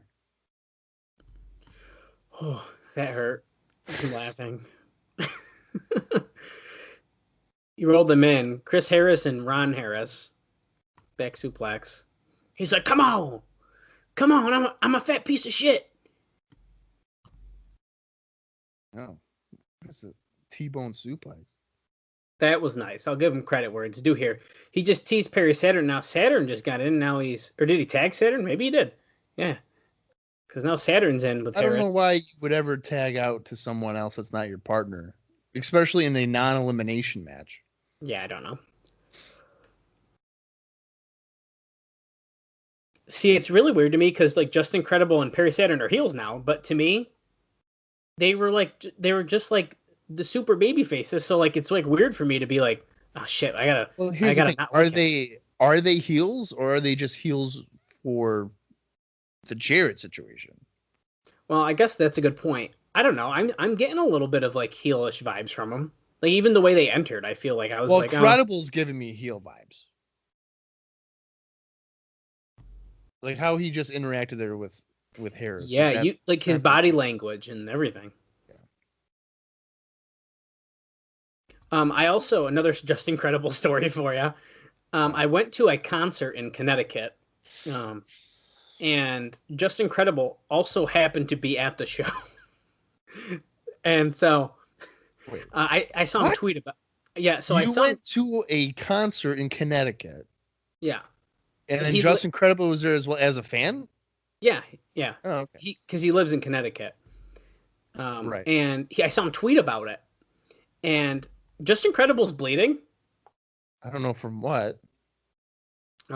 So he tweeted about it, and I told him so I tweeted at him. I said, yeah, I'm in the pit. Wish you could come up here, because I was up in the front, and he's all the way in the lawn. And he basically was trying to convince me to try to get him in with me as a joke, I think, but it was really funny. Wait, so you were in the pit? Yeah, I was right up front row on the guardrail, and he was in the lawn. And I was like, yeah, I'm up here. Like I'm in the pit, dude. And he tweeted me back and was like, dude, get me up there. So here's the thing. You may be thinking that he was joking, but he was probably serious. Well, correct. And I'll tell you what, when we left that concert, I was looking for Justin Credible that day. And I'd like to tell you, if you're watching this along with us, he doesn't look like this anymore. No. He looks much different. I like how he just got DDT'd and he is already no-selling it going for a tag. Why not? Hey, another tag. Paris Hatter and Storm just got tagged in, and Slash just ran in for some reason. And now so is Brian Lee, and one of the Harris brothers was about to. Here we go. This is just, okay, so they're just messing up their timing. Yeah, they were. Down West goes, it's hard to keep up with everything. It's because so are the wrestlers, buddy. They also can't keep up with everything. Wheelbarrow, a nice wheelbarrow bulldog on Saturn for a 2 count. One of my favorite Justin Credible stories is that he retired in 2013 or something, where he had his final match with Tommy Dreamer, and within about 8 months he returned. Oh, hold on, H-bomb to Slash. Oh, okay. Storm broke it up. So within 8 months he returned, and I guess Dreamer had said I'm not gonna wrestle you again because that was your retirement, or whatever. And then Credible has gone heart attack on. That was nice. Credible, can they do it? No, Saturn's right there. But then Credible has actively gone out of way and been like, I'm still wrestling, but I want my last match to be with Tommy Dreamer. It's like, dude, you already did that. Oh, see, that's dumb. Look at that. Swinging noose neckbreaker by Storm, but Slash pulls out the referee. The hell? Why are you pulling me out? What the heck? I'm going to yell at you, and there's going to be interference going on behind me, but I'm not going to be aware of it. Hold on. James Mitchell just pulled something out of his pocket. He definitely gave that to someone. He definitely saw something in his hand. I don't know. Anyway. What are they doing? What is Storm? Dude. What is that? Okay. What's happening? Whatever that was stupid. Harris got kicked into Storm by one of the Harris brothers. I knew it. So Saturn just hit the Death Valley Driver on Storm and pinned him. That would explain why Storm was pouting. Well, that is funny because he even took the fall. Yeah. He was not happy. So Team Extreme, they turn heel, and now they are, well, I guess they're not number 1 contenders, but they just won a tag match against 4 contending teams. So I don't like that they keep doing the X with the hands, because to me, that's an X-Division thing. Mm-hmm. Chris Sabin even did it when he debuted. Okay, Goldilocks in the sex locker room. I'm pretty sure she's joined the team, but whatever. Wait, you can tell it's a pre-tape because the Harris brothers are in the back, dude. Yep. That's holy shit. And there's no earlier today, so that's just poor production. Oh, I don't like that, dude. That's bad. That happened many times in WCW. I mean, generally, I feel like we've noticed these are not pre-tapes, but that's bad to have them right in the background. Yeah. So they're talking about slapping women, and Gilberti, she's interviewing, by the way. I don't know if we mentioned that. No, I don't think we did. Mike Sanders is wearing a bandana. Oh, the drug addicts from the bingo hall in Philadelphia.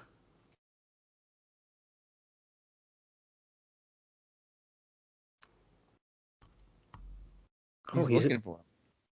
There you go. Earlier today. Okay. I'm not as mad then. They still called it as if they're like, hey, Goldie in the back. Yeah, I wonder if maybe in the truck they're like, wait a minute. Put earlier today up there because they were just out there.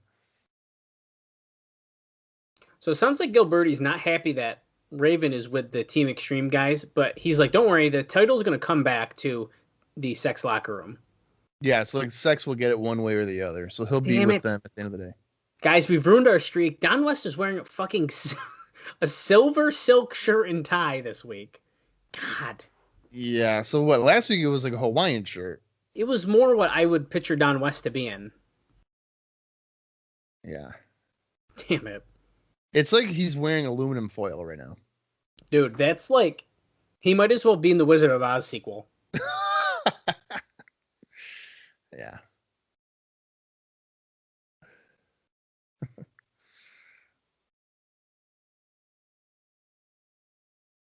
Amazing Red tonight will all right, so Kash and Red for the X-Division Championship. That should be good. I'm looking forward to that.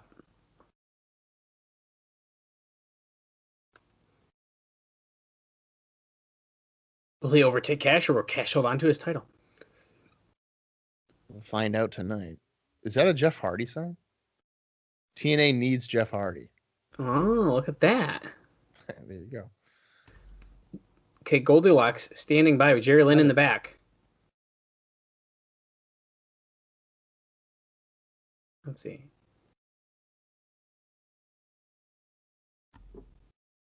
You're damn right, Goldie. She asked him that when everyone has a point to make, that's at Jerry Lynn's expense. You're damn right. He said that he's been everyone's doormats. Conan, Ron Killings, AJ Styles. Using him as a stepping stone to get to fame and glory. Jerry, it's just nothing to be the good guy in whatever. And they're right. You're damn right, Jerry. I'd like to, I think that Jerry Lynn has finally forgiven us for that one photo I published. She starts liking our tweets again. Well, thank God. I know, I felt bad for what I did. Hello. Yeah, everybody makes mistakes. Lollipop. Thank you. Okay. Here we go. Christopher Daniels. Oh, his name barely fits on the nameplate, but it does. Did his music just abruptly stop or something? What was that? Yes, it did. Can I just tell you how much I love like the little glasses look Christopher Daniels? I really like it. He does have a good look. Here's his opponent. Oh, he's not even taunting, dude. Jerry Lynn means business tonight. Dude, he's not gonna be a stepping stone for Christopher Daniels tonight. Come to the dark side, Jerry Lynn. What the hell is that in reference to? Wait, Daniels asked for the microphone.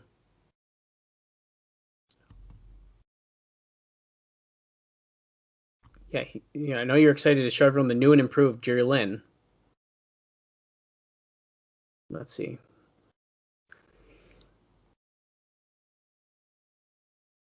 He fooled the fans into making the fans think that him and Red are X-Division Dream Team.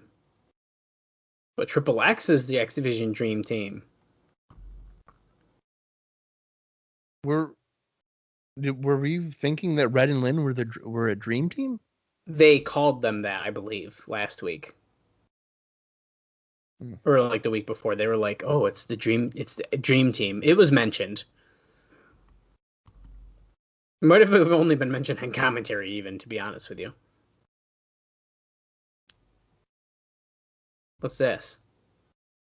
If Daniels wins, then Red and Lynn will defend the titles against all three members of Triple X. Wow. So that means we could see the return of Loki. Yeah. Let's see what Jerry Lynn's going to say about that. That sounds great. I'll tell you what. In tradition of NWA, why don't we spice it up more? A submission match. No, he didn't. A ladder match.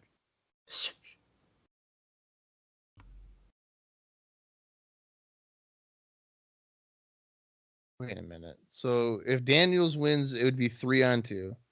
And if Lynn wins, it'd be Lynn and Red against one member of Triple X? I think that's what he just said, yeah. Why would you want to even defend him anyway? Well, I wouldn't want to. these two locking up, pushing each other off. Lynn throwing Daniels down with a standing off. Match of the Year candidate here, guys. That's what we were told, at least in the columns on the website. That Daniels and Lynn could be a Match of the Year candidate? Yeah. Really? That's what the rumor says, at least according to Jeremy Borash. I think it was Bob Ryder who said it.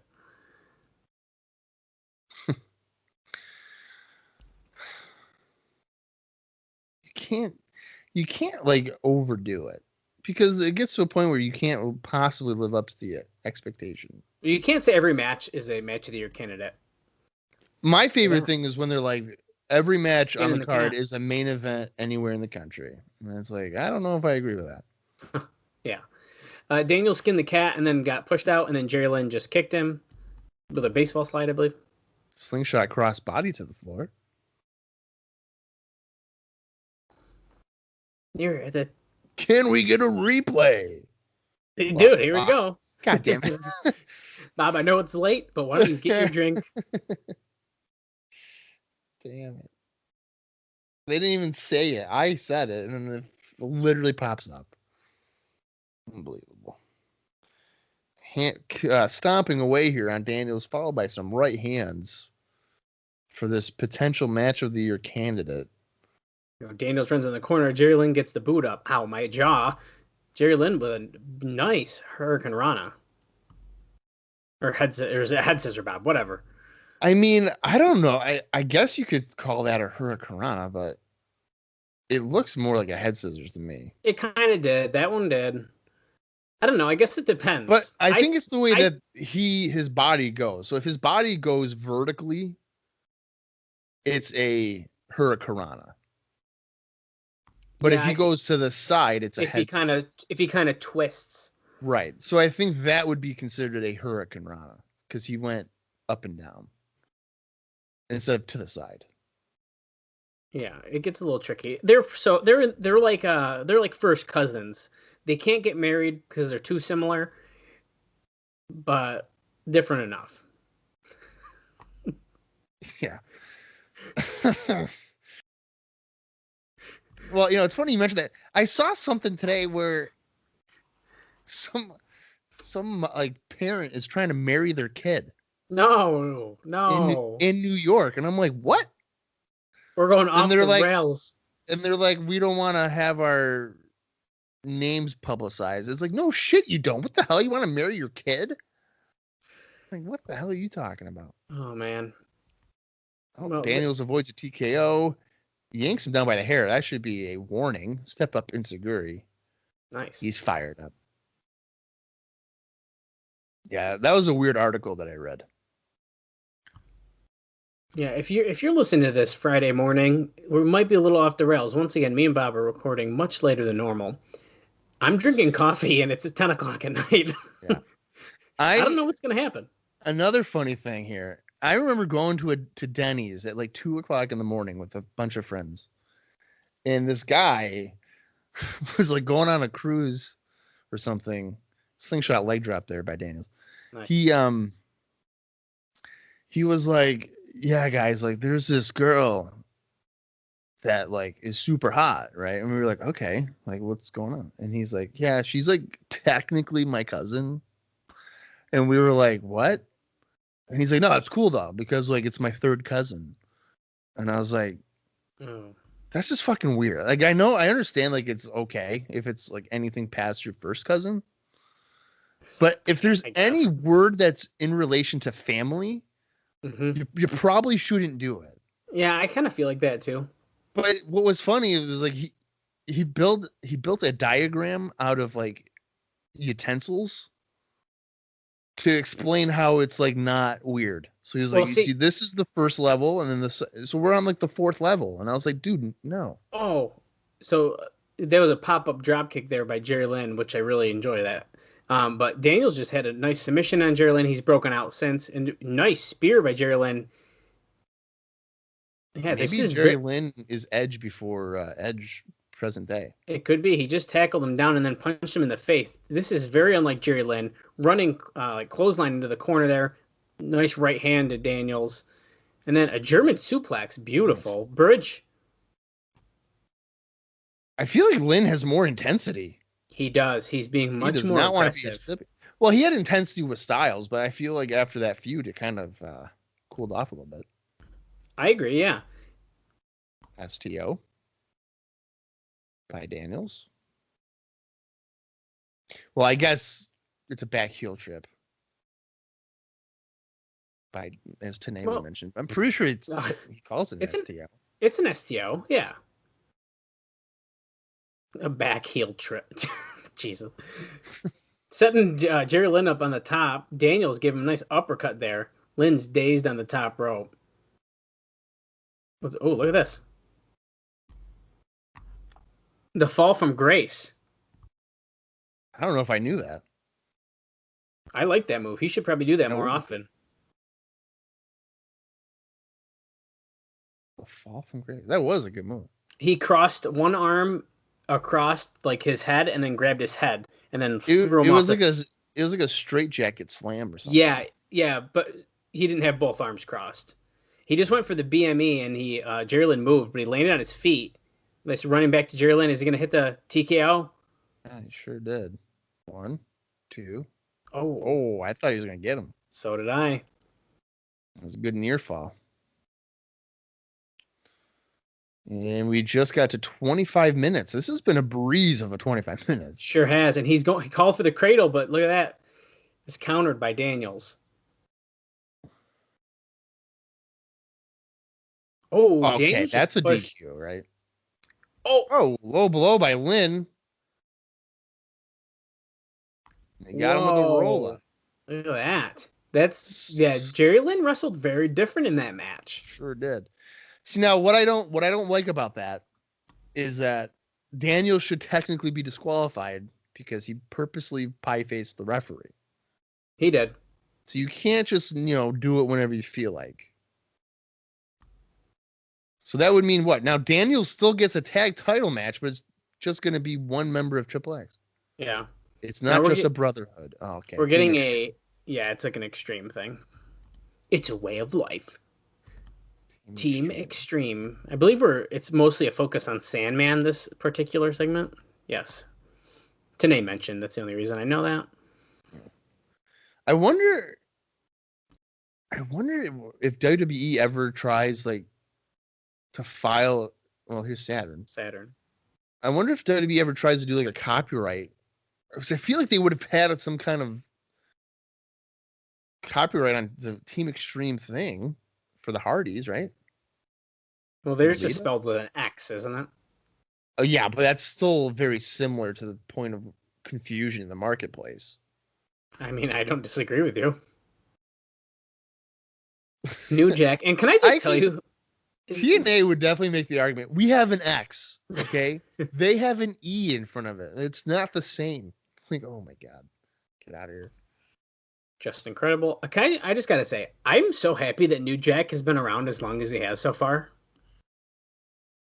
If you were to, at the beginning of this project, if you were to have told me that New Jack would be in TNA for longer than a week, actually, ever, I would have said no. That's what I'm saying. That's why I can't. He's been here for 3 weeks now. What the hell? Perry Saturn's face-to-face with Glenn. You got a problem with low-life scumbags? Gilberti's nose absorbed fucking Saturn's nose there. What did New Jack just say? I have no idea. The crowd started oh. They're talking about settling it out there. I think I know what 6-man tag we're seeing next week, right? Or 8-man. Here's Sandman. Oh, yeah.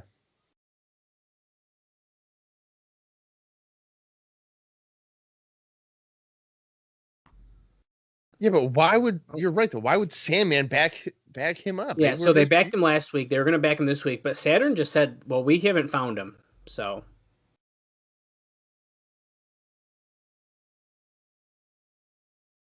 Glenn says they'll find him. I just like to point out, I'm pretty sure this was filmed at the same time as the last pre-tape because the Harris brothers are wearing the same shirts. Yeah, they are. And like Glenn's also shirtless and Yeah.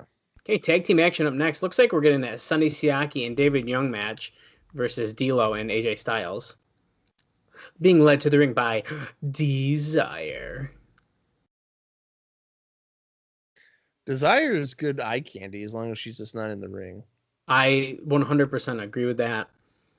I think she looks great with Siaki. They make a great like valet and like the master of the spine buster. And Siaki just took his gum out and threw it into the crowd. Now, would you have caught that? I don't know if I could do gum.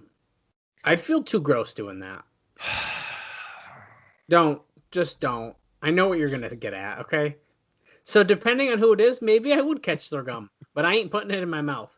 Wait, I know what you're getting at. We all make regrets. This is the same guy. Stop. If I knew what I know now, Bob, I would have never done it. Who took a Joyride lollipop to the mouth? Well, AJ Styles and D'Lo are out here. Look at this. Styles, a little like WWF 90s like promo in picture in picture. This?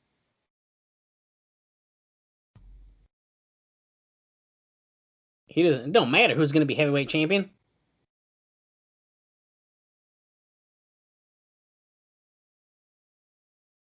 Okay, so now Styles is saying that no matter who the champion is after Raven and Jarrett, basically he's going to be coming for it, and sooner or later he will be the NWA World Champion. We'll see, buddy.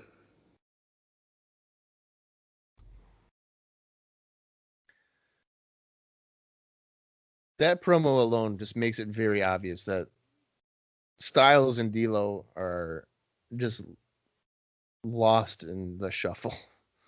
Well, they have no clear direction. So you know what? If they don't have any direction, just have them team together. Who cares? Well, ain't that the truth?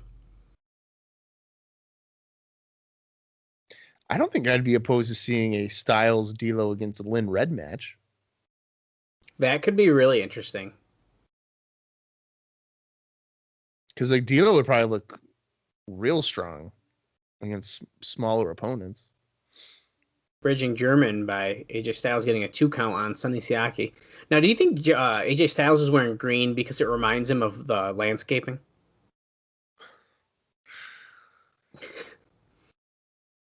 Probably. Yeah. Arm drag. David Young's in here now. If you weren't excited before, you better be now. David Young's here. Holy crap. AJ Styles nearly killed David Young with that. I don't even know what to call it. It's kind of like a modified back suplex. Yeah. It was like a back suplex throw. Yeah. Well, D'Lo D'Lo just snuck tagged in himself in. Yeah. Climbing up to the top. Jumping clothesline. Diving clothesline, whatever. Big clothesline off the top. Yeah. Are you down?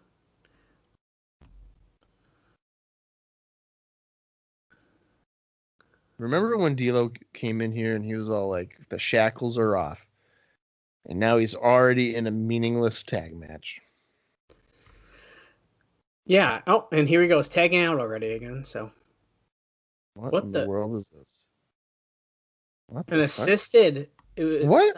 He just tagged Styles in, and Styles gave D'Lo a Hurricane Rana off the top rope, and D'Lo essentially it was like an assisted senton onto David Young. What? It's like the same thing of like when someone power bombs their partner onto someone. Yeah. But it was like a Hurricane Rana. Oh wow. What was that pin by Styles? I mean, I get a power bomb, I guess. I don't get a Hurricane Rana off of the middle rope. That was supposed to be like a spinning neck breaker of sorts, and it looked like shit. He always does that. Yeah, that at least around this time. He does a one-arm neck breaker thing. Well, Styles going for a drop kick, but Young held onto the ropes, tags Sonny Siaki in, who runs, gets a drop kick to the face by Styles. Drop salt. See, it's like they're cousins. It's the same thing. Fine. Well, look, Desire trying to slap AJ Styles. Oh, he blocked it, but he got slapped anyway. Oh, what's this? Moonsault? Springboard. Oh, Whoa. oh, God. God. One of these days, Styles will figure out how to time that better. Because more times than not, in this era, he is not doing well with that. David Young with a clothesline from the apron as Styles was berating Desire. D'Lo's like, come on, let me get in there. Oh, she's zipping her top up because, it's literally one big zipper and it just probably keeps coming slowly unzipped. Yeah, most likely. Power slam by David Young for a 2 count. David Young, as you'll remember a few weeks ago, shocked the world, turning on Athena. Well, yeah, that actually was pretty surprising. But why though? Why did we need it?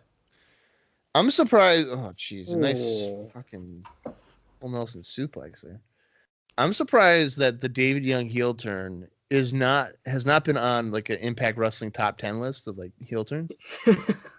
I mean, it really was out of nowhere. It was, but I like those top 10 things because usually it's just anything from 2015 onwards. Well, I was just about to say that, is I do feel like a lot of that stuff, I'll give them a little leeway. I believe, you might be more correct with that, but I was going to say they range between like 2010 and forward. There's never anything before that, really. No. It's pretty rare. And I don't understand why they don't embrace more of their history, but Styles picked David Young up for a suplex, then kind of held him as he fell back, and then gave him a neck breaker. Even though he's just as hurt, so maybe they both gave each other neck breakers. Let's see. I got a tag. Oh. D'Lo did not get a tag. He tries to slide in.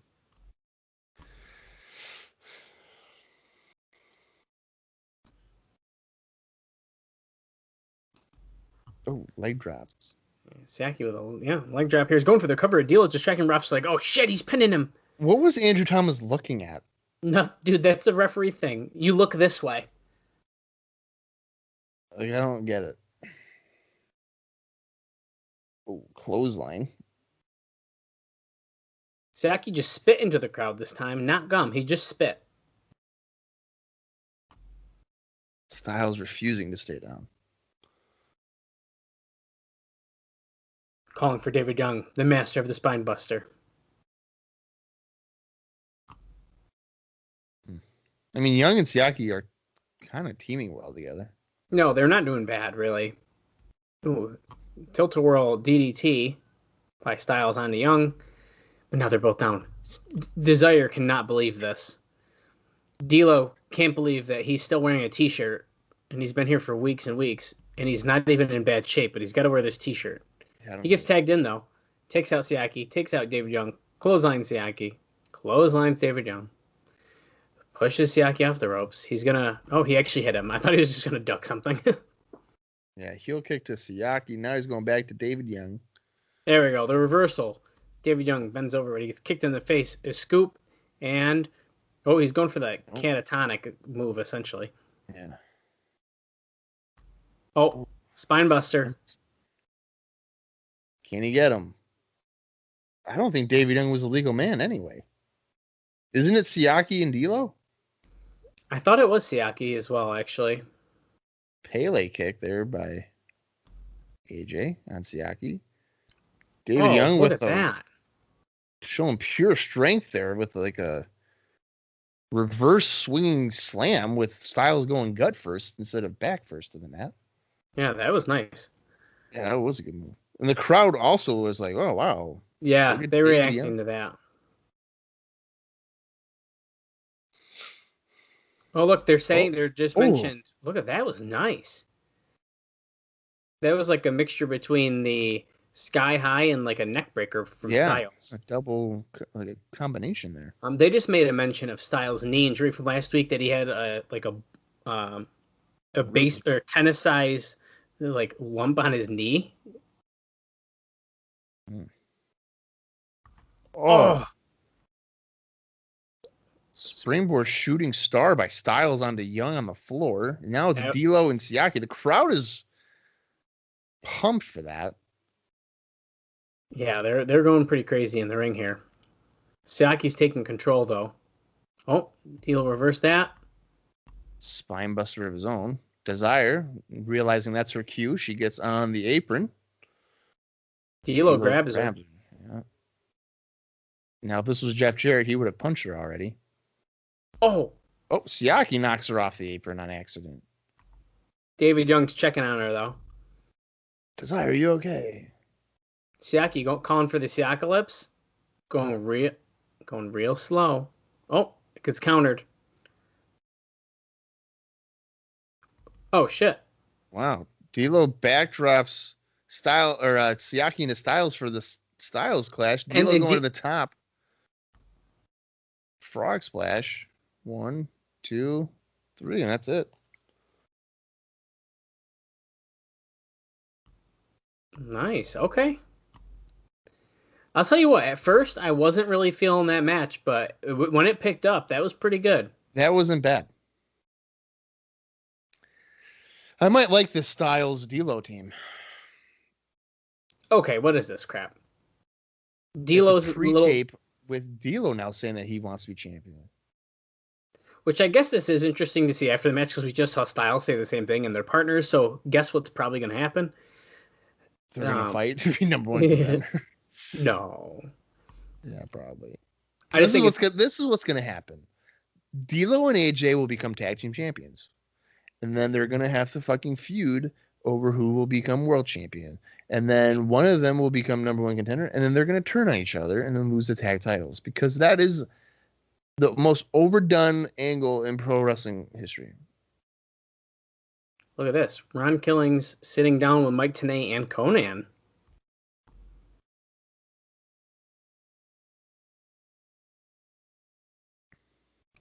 Okay, they accomplished a whole lot.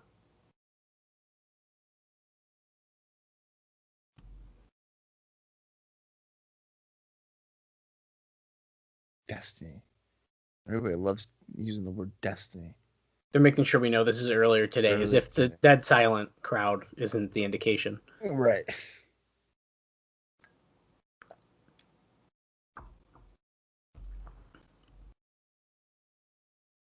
Okay, he's running over speed bumps. They kept getting bigger and bigger. He had to sit down for a minute. Oh, he looked right at us. You and everyone else probably forgot who I am.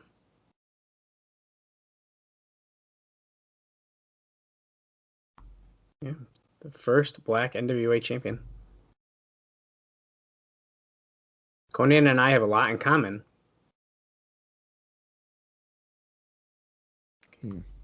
Because he hit all the speed bumps to get up. He sat back. He observed. He's not afraid to speak his mind. They keep censoring him.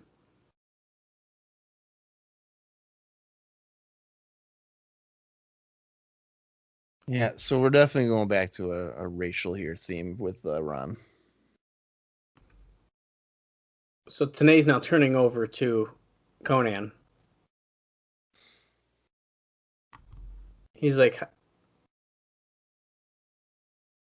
he says, racism is prevalent in society and wrestling. Why are you going to pretend it isn't?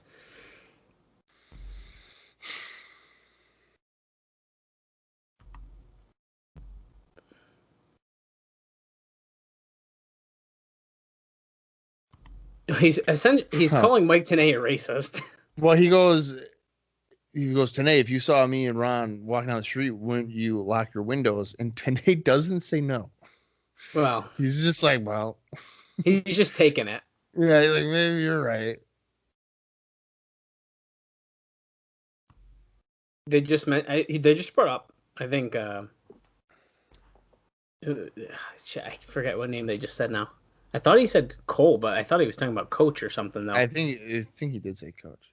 That's why. Okay.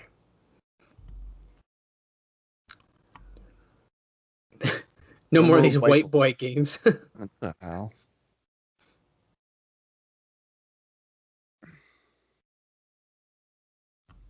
Final thoughts. Y'all motherfuckers better watch out.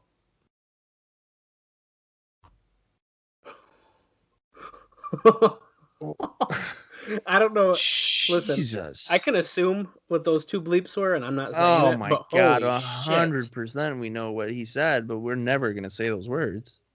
Holy crap. Wow. Well, I'll tell you what. I mean, it makes sense if they're going to continue that they're both going to be doing this, that they team up. I mean, safe to say if TNA was ever on the Peacock network, a lot of their shit would be cut off. They couldn't put most of these. These 2-hour shows would. What is What this? is that? Someone's.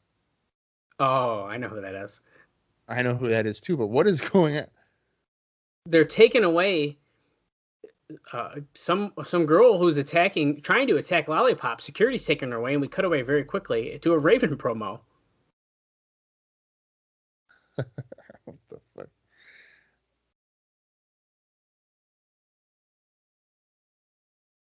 He's talking about his former allies, Team Extreme, the Dogs of War. On the other hand, current allies, Sports Entertainment Extreme. Both want Raven. And I believe De Niro and Alexis Lurie are standing side by side here again. It's hard to tell, but they're there, I think. Yes, they are. The shadows make it kind of difficult to tell, but yeah. Oh, Raven's like pouring candle wax on his hand. Well, he does have tape on his hand, so it's probably not hurting him. Oh, I guess that's a good point.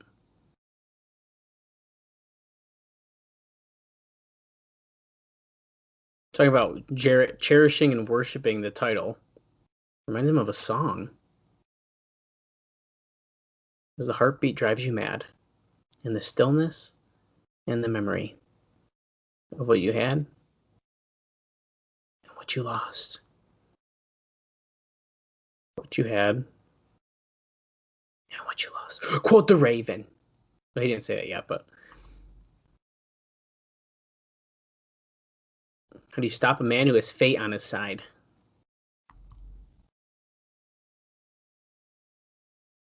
Can we get a book of Raven promo transcripts? That'd be awesome. Dude, he's got good shit. That'd be great, and especially with the promo a couple weeks ago where he forgot what he was saying. Shut up! Shut up! Leave alone! Welcome to Raven's Clockwork Orange, House of Fun. Quote the Raven. Nevermore. Oh, I love Raven. 4-way X-Division Elimination Match up next. We're cruising through the show. Hey, look at this. Yeah, we are. Chris Sabin. 46:36 right now for time checks. I'm going to say it right now, and I don't really give a shit. Chris Sabin is one of my favorite TNA wrestlers ever. Here comes Jason Cross. None of these guys have different music. They're just coming out to like TNA's music. Yeah, it's kind of weird.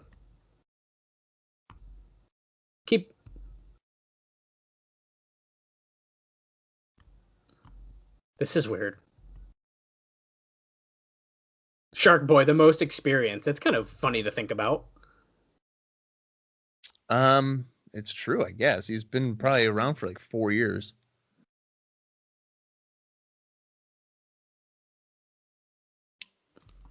Jimmy Rave.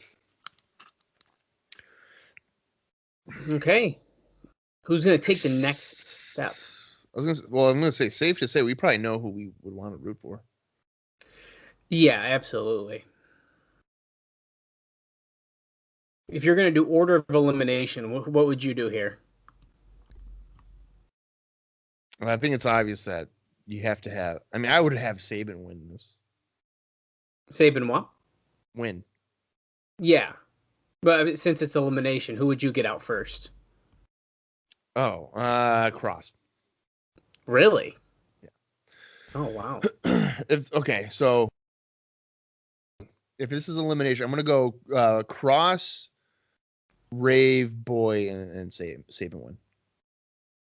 Yeah, I was thinking Cross and Saban in the end, but I see why you would not. I feel like when Cross is on, I feel like he's good, but he hasn't been a lot on in TNA. Yeah, I mean, Cross has the most not exposure, but I guess he's had like the most focus, right? Yeah, and I feel like that's why I kind of want to put him at the end with Saban. Yeah. But like then he's just gonna go for his move and miss it, and it's gonna be sad.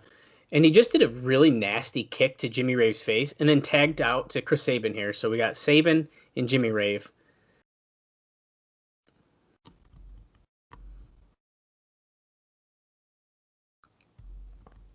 Oh, a running Shining knee. Wizard. Oh, I guess it was Shining. just a knee. Yeah. I mean, same idea. Oh yeah, see, Tanay just a Shining see? Wizard type Right. move. It was definitely more of like the front of his knee than Yeah. what you would do for a Shining Wizard. And now Shark Boy's in, tossing Jimmy Rave to the floor. Slingshot crossbody. See, I feel like this match would be better if it was just all of them going at the same time. Yeah, it definitely would be. Oh! Oh my god, dude. Oh my god. Okay, so Saban just ran and tried to jump onto the top rope and then fucking didn't and slipped and it fell on the floor. I don't even know if he slipped. I think he just overshot it. Oh, well, yeah. I mean, he definitely skimmed it. He did not. Yeah. He definitely jumped up too fast. And then Jason Cross dived out with a corkscrew, like plancha, essentially. Now we're at Shark Boy and Jimmy Rave. Oh. Dead Sea Drop. Let's see, drop there. 1, 2, 3.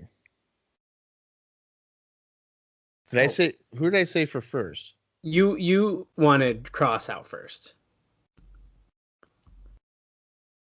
Oh, I did. Jason Cross pushed Saban off the top rope, it looked like during that replay, and then just got hit with a drop kick by Shark Boys when Cross jumped into the ring.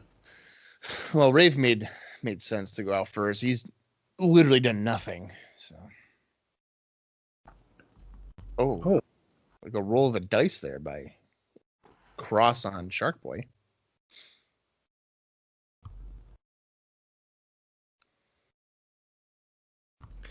Cross coming back. Oh, like a somersault leg drop. Gets a 2 count.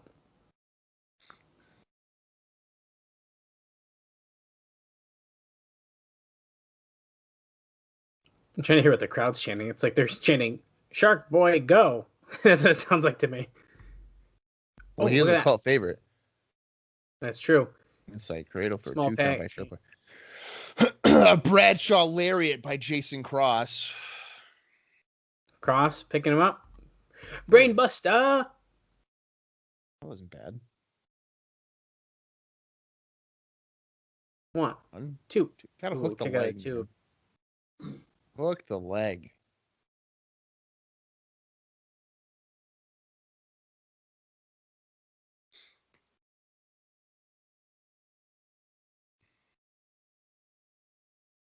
Shark Boy's in the corner here. Gets Irish whipped back to the other corner by Jason Cross. Running clothesline. See, when you're down to 3, Saban should just be in. Well, that's why this shouldn't be the way it is, because like he's just awkwardly like watching. Right. Cross flips over Shark Boy's back here. Shark Boy. Oh. Neckbreaker. Yeah, that was kind of nice. I like the way he fell.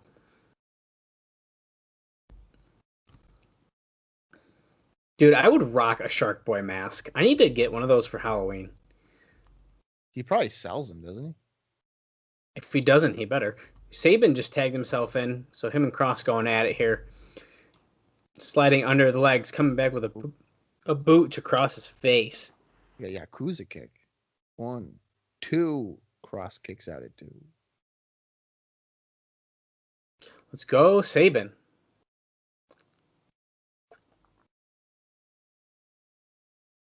Oh, Saban running into an elbow by Cross, who's now going to do like a spinning neck breaker.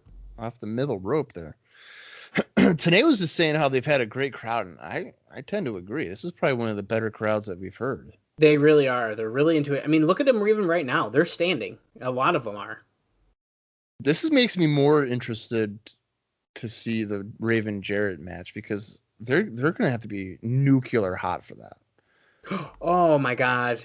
I thought he was going to hit the turnbuckle. Hey, well, he went for crossfire. He missed, as we thought. But yeah, dude, he was real close. Saban, he's got him up. Muscle Buster. That was not the Future Shock. He just pinned Jason Cross. Shark Boy and Saban, I'm cool with these two. Wasn't that what I said?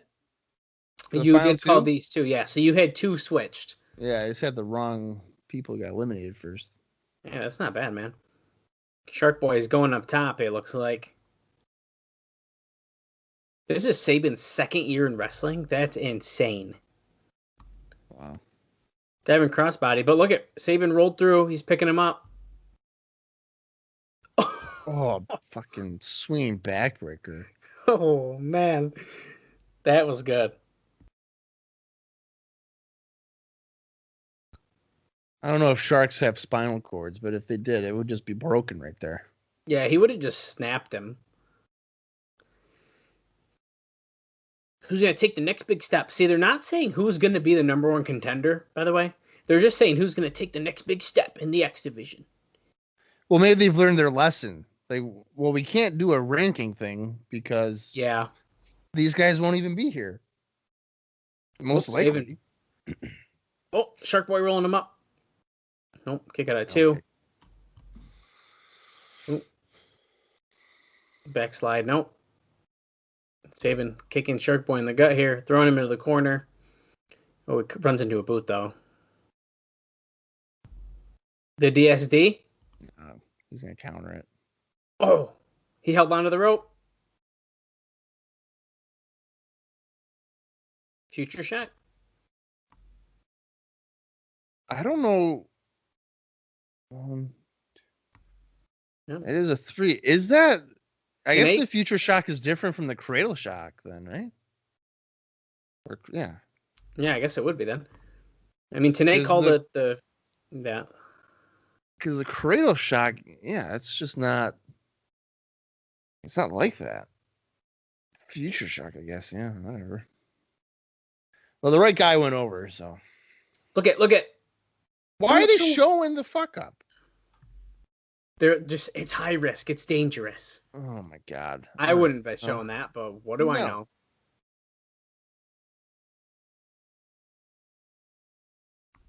Oh, Goldie with Eric What Watts. is Eric Watts doing here? Tonight, he's been here every week. What are you talking for? What is he doing? Don't grab my butt again. He's hitting trash cans against the wall. Look at all the weapons. Do you not remember what happened? Oh, the Chickenator. Chickenator. It's safe to say the next generation's dead, right? Like, that's done. Oh, my God. We haven't even seen Brian Lawler again in weeks. Well, that's what I'm saying. The last time they did anything with him, I believe, was when Nikita came out, got the title for Dusty, and then Eric Watts is the one who took the title, and then that was it. Yeah. I do think it's funny that Eric Watts talks about Jarrett, but then he wears like yellow glasses like Jarrett used to. Yeah. Well, did I speak too soon or what? There's Dusty Rhodes. Wait, he says he's got something for Dusty, something special. The replica title.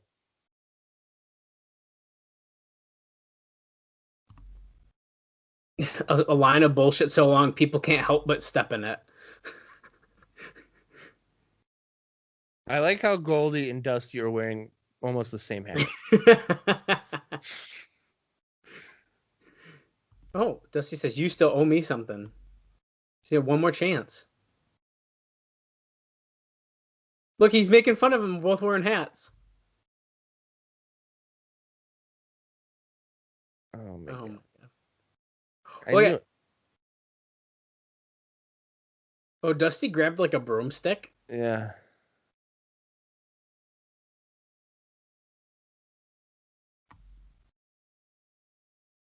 That's the fucking it's the replica title. It's not the one. I hate Jarrett's this. got the title. Well, dude, if they didn't have the NWA title as their fucking actual title, this would be a lot better. Oh yeah.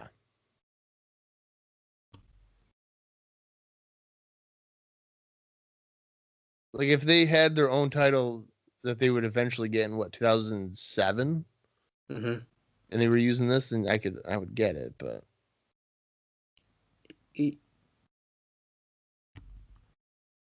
Tonight, him and Jeff ride together again. He just gave Dusty the belt and like, that's one crazy son of a bitch. Well, so that effectively ends that story, right? that's officially the end, I would say. Yeah. Okay. Well, I'm just going to reiterate what I said earlier in the show of Eric Watts. I mean, it wasn't great to begin with, but man, we've gone way downhill, dude. Goldilocks, my bet is just right. Okay. That's a sign. Right. Well, we're getting it looks like a flashback to when this match happened between Red and Jerry Lynn. Ron Killings came into the interference. Hey, while this is happening, though, Bob, Goldilocks sent us a tweet a few days ago and said that she loved our show, which is pretty awesome of her to do. Pretty great endorsement on that end. She always retweets us and all that stuff, but that was a really nice comment from her, so I appreciated that. Yeah. Figure I bring that up here while we're just watching a replay. She's been a supporter since like day one. I mean, honestly, it pretty much, which is pretty cool. As soon as we started tagging her and stuff, and then we reached out to her. We did that bonus episode. If you haven't listened to it, this would be a great time as we're watching a replay of nothing. We're watching a replay of Kid Kash abusing Trinity and then Trinity fighting back. Well, a replay of, I mean, nothing because we've already seen it. Oh, right. And Trinity and Kid Kash aren't fighting tonight, so this is just kind of random to play. But I guess if they really think that fans are finally tuning in, this is good shit to show. So I'll give them that. Oh. Yeah, whipping the chair in Trinity's face. Yeah, you got to give fans context for what's been going on recently. Because if people aren't familiar with Kid Kash, now you know. Oh, he's a woman beater. That's true. Now, do you think that Trinity is going to play a role in his match with Amazing Red tonight? Yes. How could she not? Oh, by the way, we've crossed the hour mark. We're at an hour, 1 minute, and 25 seconds. I would say that was probably one of the easiest hours that we've watched. I think part of that, dude, we went right into it. Yeah. Goldilocks with Kid Kash. Still got your belt there, pal. He's like, yeah, I do. Oh, they're saying you should have lost it to Trinity last week. That's what Goldilocks said.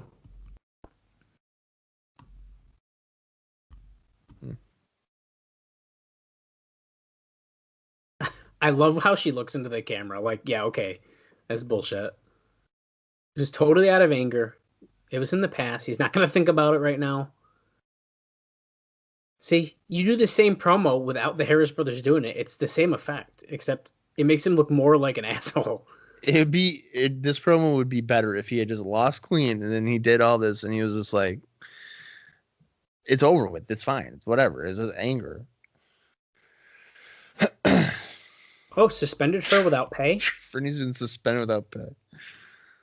Because remember, he did say last week that apparently she doesn't have a contract with TNA. It's with him. Right. Comes back with her ass tightly tucked between her legs. What the hell does that mean? That makes no sense. He was saying that she's in New York, right? Say that one more time. He was saying that Trinity's in New York. I think he mentioned something like that, yeah. So she's going to show up, right? Like there's no... Well, yeah, she definitely took the Greyhound bus. Yeah, with probably Red for 13 Yes. hours. whatever it is. Oh, we're going to talk about something else. Amazing Red. A lot of people one-on-one think, well, forget it. Kid Kash is like, well, here's the thing about Red. You know what I'm talking about. That little hemorrhoid that sticks to your ass. It won't go away. I like how he said, you probably know what I'm talking about in reference to a hemorrhoid. What the fuck? You put the ointment on and it just doesn't go away. Oh my God.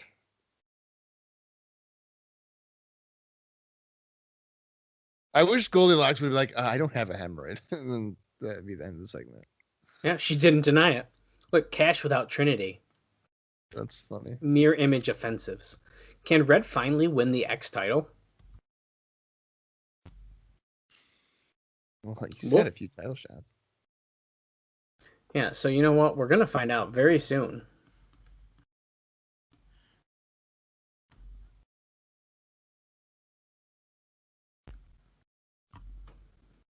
Go get him, Red. Let's see. Is the crowd going to get super into this match? And then, why'd they cut his music off? They've been And doing then, that a lot. is Don West going to stand on the announce table? Go, Red, go! Why didn't he come out with the tag title? Jerry Lynn didn't either. Yeah, why is that? I don't know. Dun, dun, dun, dun, dun, The master of the Hurricane Rana, the X-Division champion, Kid Kash. From Johnson City, Tennessee. Trinity rules. Kid Kash.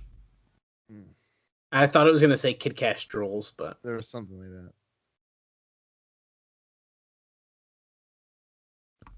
What? What's What? illegal in 47 states? I missed it. That's why I was like, what? I think, did they say a move? I don't know. Okay, so side note, this is really interesting. This is one of the first title matches in a while that we didn't get like the big championship, like standing in the corners, showing the title, like JB intro. They've been doing that a lot with X Division title matches. And this yeah. So like the boxing thing. Yeah. Well, I wonder if they're not doing that because they're for sure doing it for Jarrett Raven. Oh, that could be why. That would make sense to me. Yeah, that's what I'm thinking. We're like locking up on the floor. Oh, Kid Kash throws Amazing Red against the guardrail.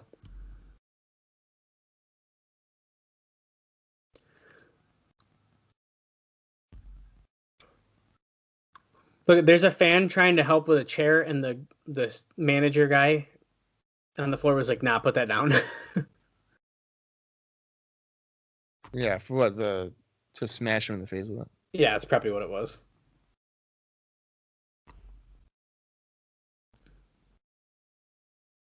Oh, we're gonna get like a standoff here, aren't we? Oh well, yeah, it's X Division. Leg sweeps, counters, roll throughs. Oh, we stopped though. We stopped without a standoff, so I don't know if we'll get one just yet. Whipping Kid Kash against the rope. Kash catches himself, tosses Red to the apron. Kid Kash going off the rope. Baseball slides. Amazing Red moves. Kicks Kid Kash in the face. The chair is now in a different place than it was earlier. Just pointing that out. Oh. I knew it. There you go. Well, Red just got murdered with the smash mouth.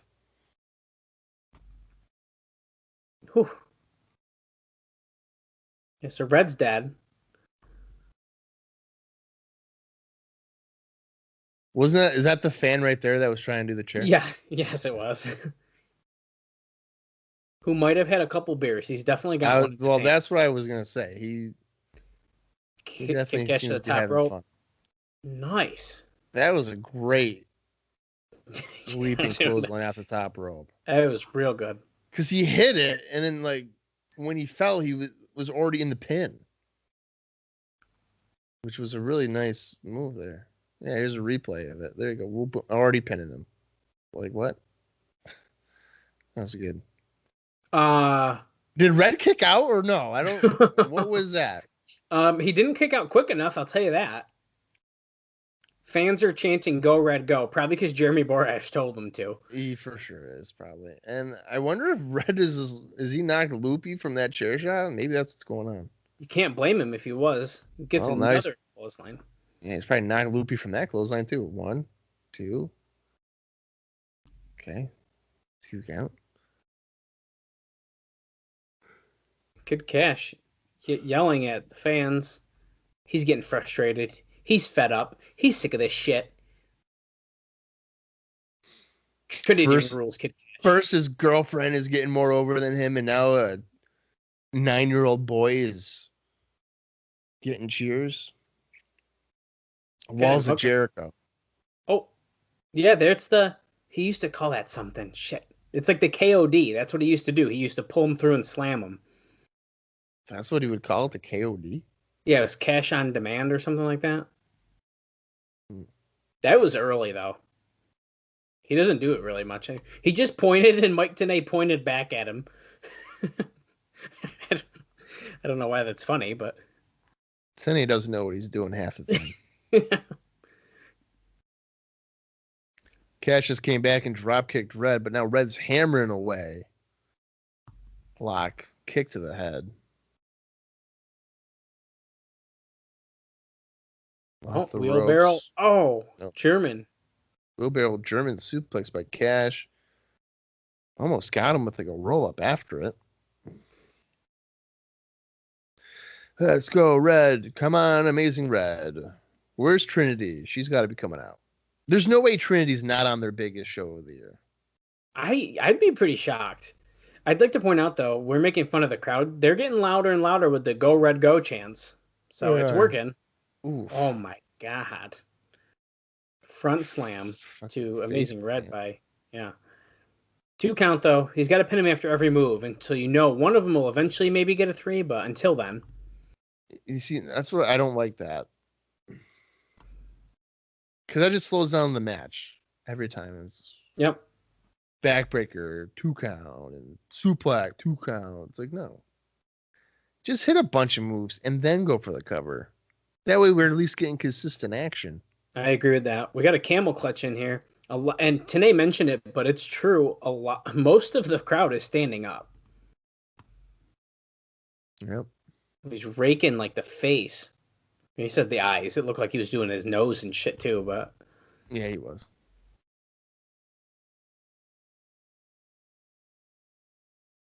Dude, look at that Jeff Jarrett shirt. If you have that shirt, be sure to if you happen to have that Jeff Jarrett shirt and it's in the size medium, send us a DM at Cross the Line TNA on Twitter.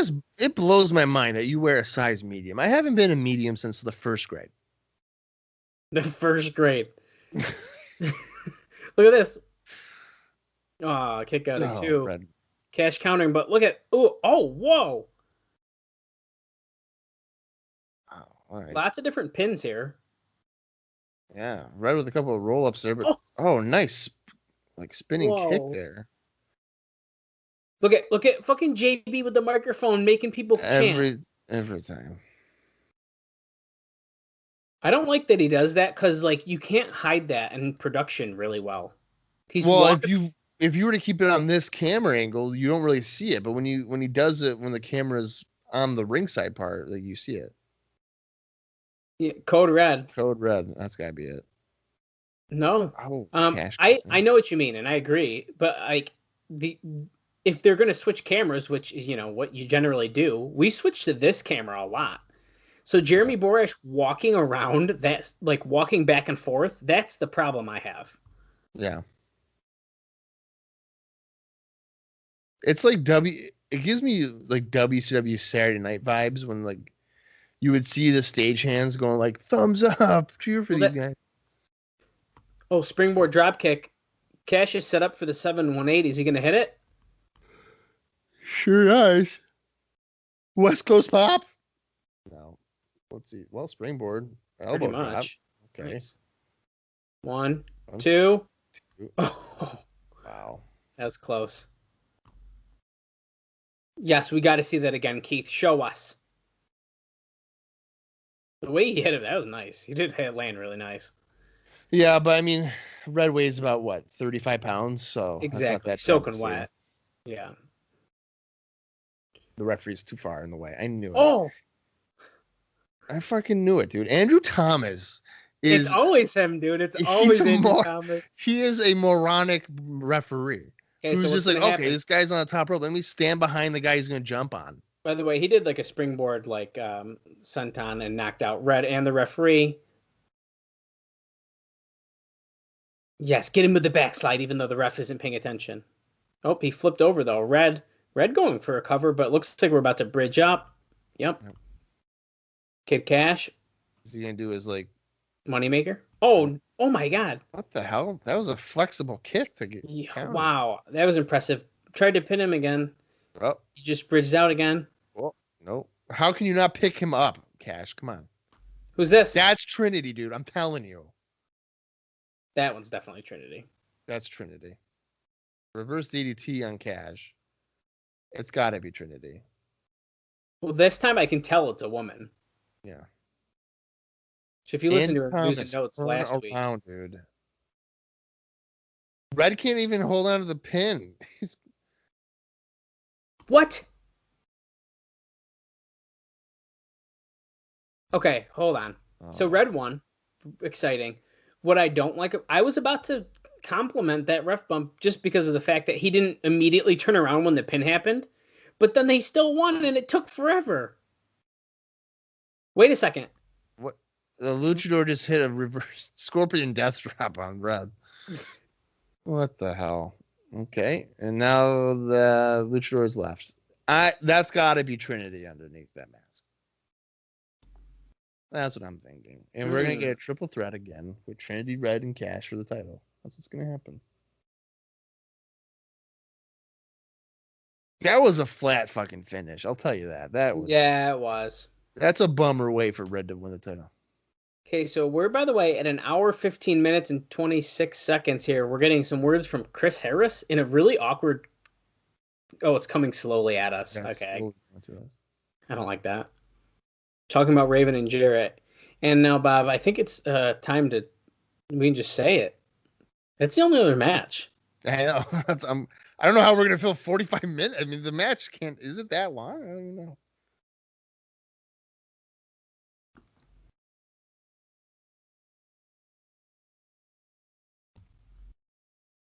James Mitchell. The TNA officials asked me to pick a favorite.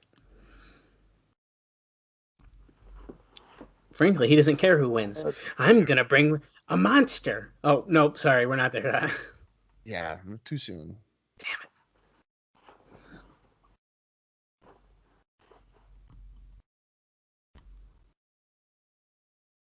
It's distasteful and offensive that they asked him to pick a favorite. Jeez.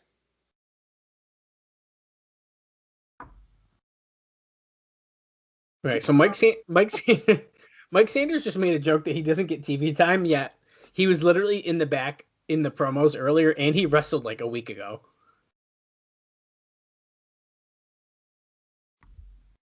Well, he was like, I don't get TV time, so I don't know when the camera's on. And if you rub people the wrong way, like, you don't get on. Like, what?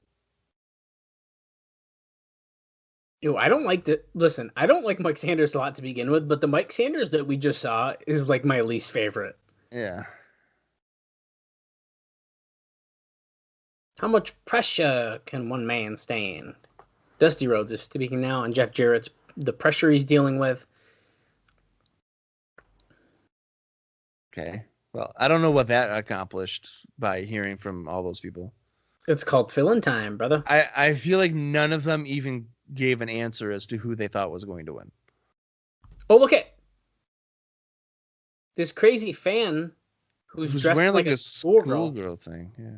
I mean, we know who it is. Should we say who we know that it is? Well, for the people not watching along, we should probably at least mention who they might look like. It could potentially be them. They cut to two guys who are like, "What the hell is that?" Well, the woman that has attacked a lollipop now may or may not look like Tracy Brooks. Yeah, Lollipop has a microphone. I don't know who this $2 hoe thinks she is, but she didn't get a boo job like me. Lollipop is getting more TV time than Mike Sanders, and I love it. You come here trying to take my spot? Look at the guy holding up the Raven shirt. Yeah. Nobody can do it better than Lollipop, and fans are going nuts. You want my spot?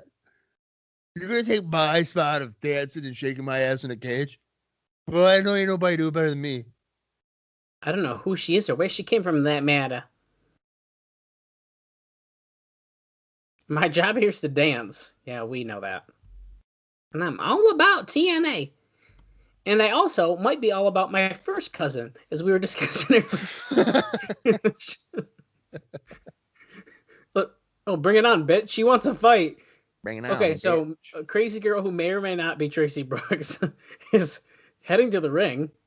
I think every fan they've cut to on the show is drunk. Drunk or really they just don't know what's happening. They have no idea what's going on. Like, although those two guys drunk.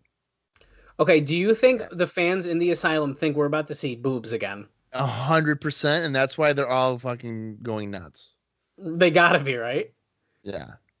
I would be. I would think we're gonna see. Don West goes, you might want to shield your children's eyes, hinting at the fact that like boobs could be popping out. There you go. Wow, the referees did not do a good job holding them down. Not at all.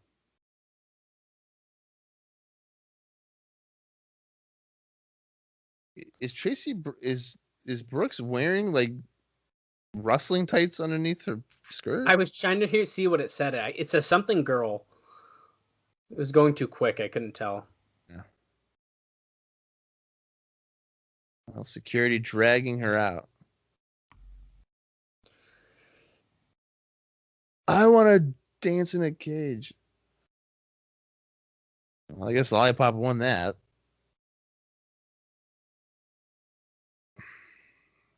Okay. Video package. Yeah, so we're getting a video package. How do you feel that they're introducing this new girl and she's essentially feuding with Lollipop? How do you feel about that? I'm gonna guess that we'll never see it again. I mean, it's probably a really. I mean, come on. What are you gonna do with that? Well, nothing. Yeah, so we're getting a video package for the Raven Jarrett match, and I don't know, man. I'm ready to see this. We've been waiting 3 months for this shit. Yeah, I mean, you have to. I'm going into this thinking without a doubt, Raven is winning the championship. I think if you didn't, it's not a good business decision because realistically, you look at who we have on the roster. Raven and Jarrett are at the very top. And Jarrett's had the belt for this long. I think it's a great time to essentially, I think Raven is the person to take it off of Jarrett. Why would you not? Especially after you built the story that Raven was going to take the belt. He literally stole it in his first night in the company. Yeah. Well, I mean, they kind of did hang him upside down for a second. I was just about to say they did hang him upside down, at least for a minute. Maybe they were talking about hanging him by his feet, like actually hanging. Like outside the ring. That or like by something. I don't know.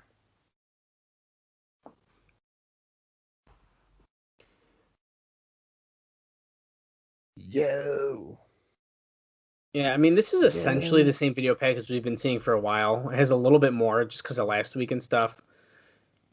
Yeah, there's nothing new to it.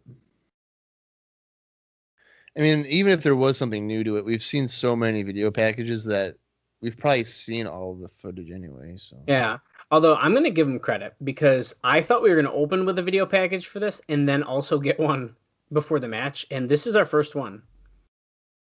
Quote the Raven, nevermore.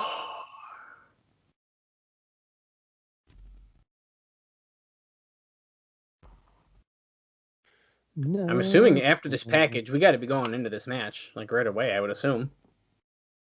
Well, no, we have the entrances, and I'm sure Borash is going to do. Well, yeah, entrances, but that's what I mean.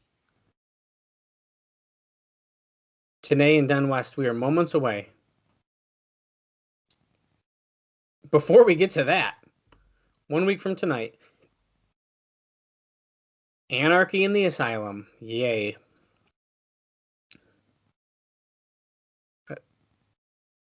Oh. New number one contender to face the winner of tonight. Oh, okay. Oh, it's a gauntlet for gold, but not a typical gauntlet for the gold. 2 men will start in the ring. Every, what do you say, 90 seconds? Mhm. Someone enters. Pinfalls count anywhere. Wow. They can wear anything. They can bring anything. Well, you know what I would do? If I can wear anything, I would wear like a Ninja Turtles shield on my back. That way my shoulders would never hit the ground. So I can't get pinned. Oh, former champions from the NWA, from WCW, from the WWE, from ECW, Mexico, Europe, Japan. Whoa, they're really Are hyping going to be up. in the Anarchy match? Yeah. What? Well, so ECW and stuff, they're probably saying like Saturn, Incredible, whatever. Yes. But like, what's the Mexico stuff? I wonder what that's about. We could make all sorts of guesses. I would Conan, bet, probably. yeah, some that we're gonna see return and stuff like that. Yeah. So we got a side by side right now. Raven in his little broom closet with the candles. Jarrett strapping on the title, getting his little sunglasses on. Now one more video package about Jarrett. We got the one about Raven. I guess it makes sense.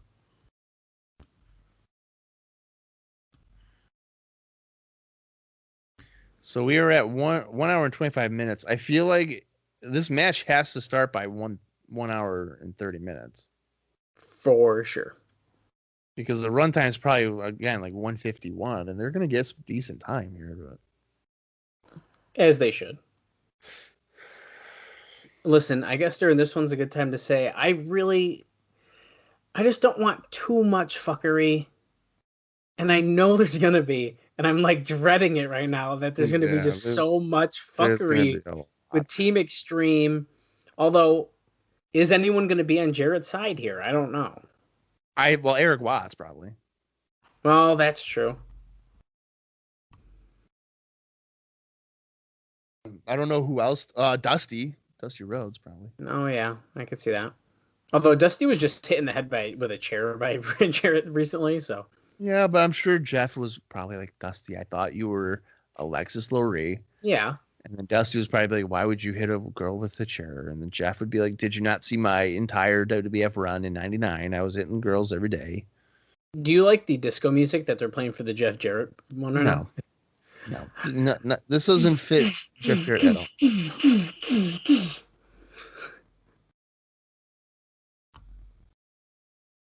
6 months ago, that's exactly what I say. It's your destiny. Look at that. Some video from pay-per-view number 1. We're going to find out who wants it more and who deserves it more. This is my destiny. Oh, here we go. The music's picking back up. World Champion. Oh, shit, dude. They go rave. Yeah. Dude, I'm getting hype right now, dude. Yeah, here we go. Raven. Let's take some ecstasy. Yeah. Most anticipated match in TNA history. Your title, My Destiny. Jarrett, Raven. Jeff Jarrett. Look at that Microsoft Word art font. Holy shit. Come with me as we explore. McMahon fears Raven. Raven's Clark Gorge. House of Fun. There's Jarrett. the Sega Genesis logo again. Raven. Jesus Christ, we get it, man. Raven. Dude, this is a banger right now. Look at, they're showing it again. Raven. Jarrett. Look at Jarrett. The Microsoft Word fucking. That's funny. Bro, it's fucking time. Here we go.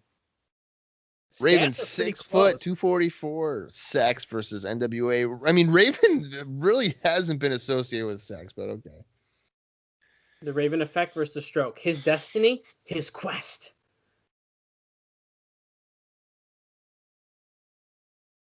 Yeah, see, now we're gonna get the legit shit here. We're at the 1 hour, 28 minute, and 13-second mark. And we are finally getting our JB is beginning the introduction. Here's Raven's theme song. Wow, I'm getting so excited right now. Look at all the fans. They're all taunting like Raven here. Yeah, now he's coming out with De Niro and Larry. We want look at that. Well, we want Jarrett's blood. Of course they do. I was just gonna say we haven't really seen Raven, but he did do the one promo.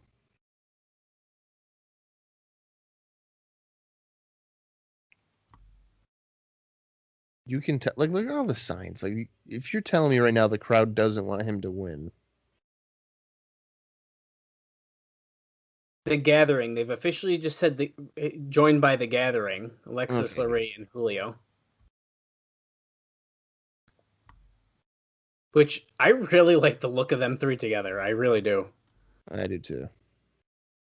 And when Julio debuted against Raven, I did not like it. Well, I mean, it was just random. Yeah. And here's Jarrett's theme, Pitch Black. Oh, here we go. With the spotlights and whatever, of course. And listen, I don't want to make too cheap of a plug, but are we not excited about the Jeff Jarrett podcast or what? It's about time that guy, that Conrad convinced him to do it. I mean, the stuff that Jarrett has had in his career, I can't wait for all the TNA shows that they can do now with all the context. Like, he could do live watches or whatever with Jeff Jarrett and be like, what the fuck were you thinking about doing this? And Jeff Jarrett would be like, well, that wasn't my fault. We're going to JB for introductions, but yeah, man, when you said, did you see the news? I'm like, what news? I didn't know what I thought it was at the time. I can't remember. But then you're like, Jarrett podcast. I was like, oh my God. Yeah. Like, I think it will be way, like, I've listened to Angles a couple, like, I think once or twice, but Angles is just like a long form shoot interview. Well, I think it's going to start like that with Jarrett, to be honest. So I think that he's got to work with the people for a little bit, and then they start opening up more. From the Bowery, Raven.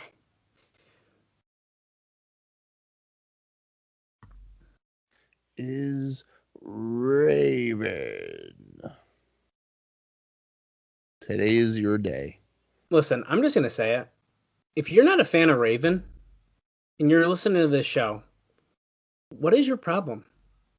What is wrong with you? Well, maybe they're like Eric Bischoff and they just don't get it. Listen, I'll accept your opinion and then I'll tell you that you're wrong. Raven sucks sign. Whoa, that's the first anti-Raven sign I've seen. I haven't seen one either. My favorite Raven story is like from Jim Rossman in the production meeting, and Vince McMahon's like, who the fuck hired Raven? It's my favorite thing. That's funny as fuck. Like, if you're Raven and you come back to the WWF and you hear that Vince McMahon was like, who the fuck hired Raven? You're probably like, well, this is shit. Like, I'm fucked. That does suck. That's super shitty. You go there thinking, oh, cool, I might get a put. No push. Who the fuck is him? Who the fuck hired Raven? Why is he back in my company? Okay, get ready here. The bell at 1 hour, 32 minutes, and 13 seconds it was as soon as the bell just hit. There we go. We lock up immediately.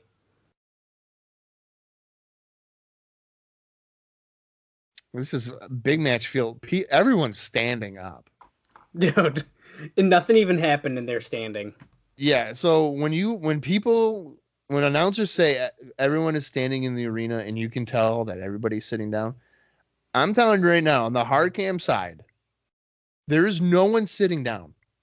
No. No one. They are all standing up.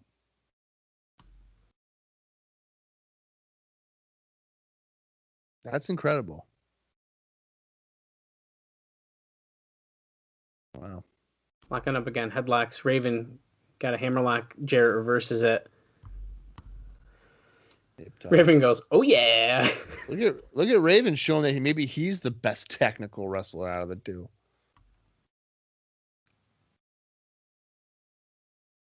Surprised that Raven. Yeah, what the heck? Okay, yeah, Raven he can't wrestle. Oh God. Drop toe hold by Raven. Spinning around, slapping Jarrett on the head, playing games with him a little bit here. Jarrett coming back with a couple punches. Look at this.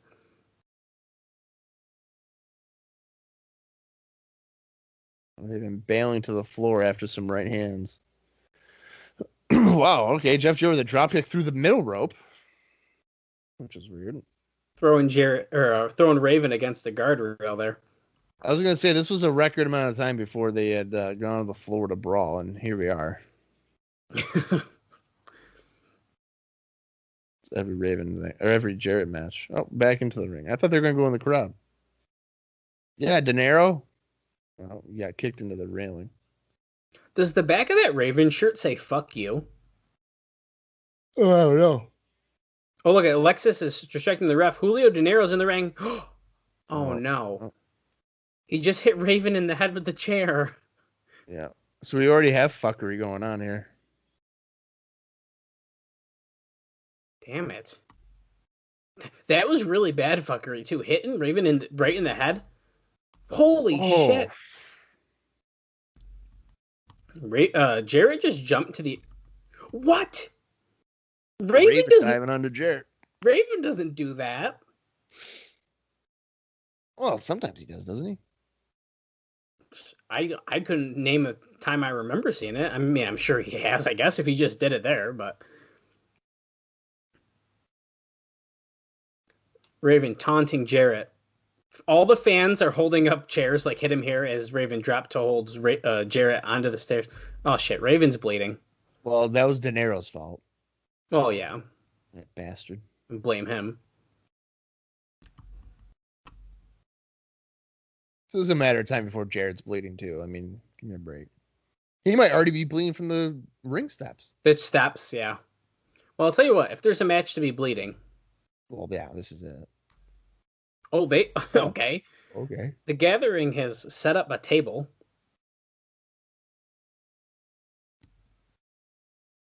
And Raven bringing Jarrett. Jeff's definitely bleeding. Yep, he is.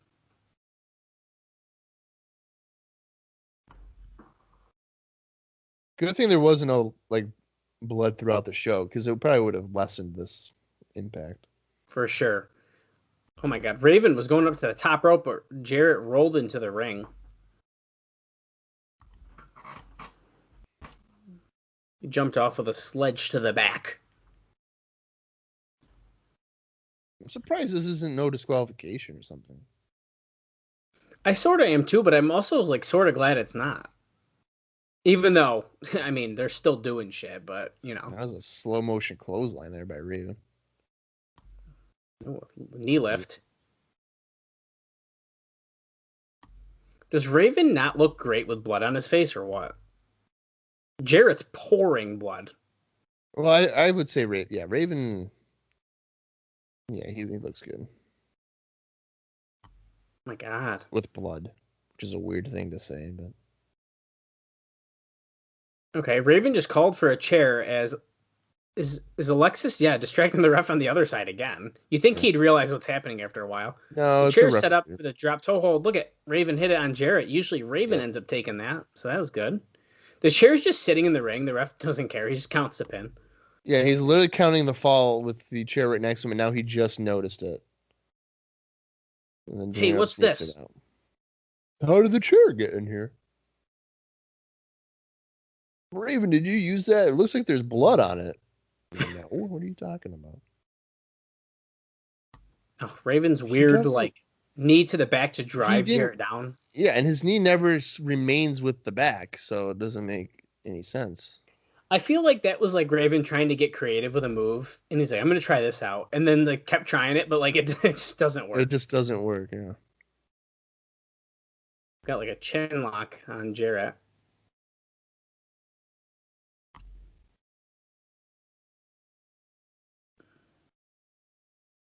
And we got like a sleeper hold here, but Jarrett's quickly getting out of it with elbows. Oh. Knee lift to the midsection. Oh, kicks him right in the head. A couple times. JB, sit the fuck down, JB. The fans are definitely excited. They don't need you to do it. Yeah, he doesn't need to be Sleeper hold applied by Raven.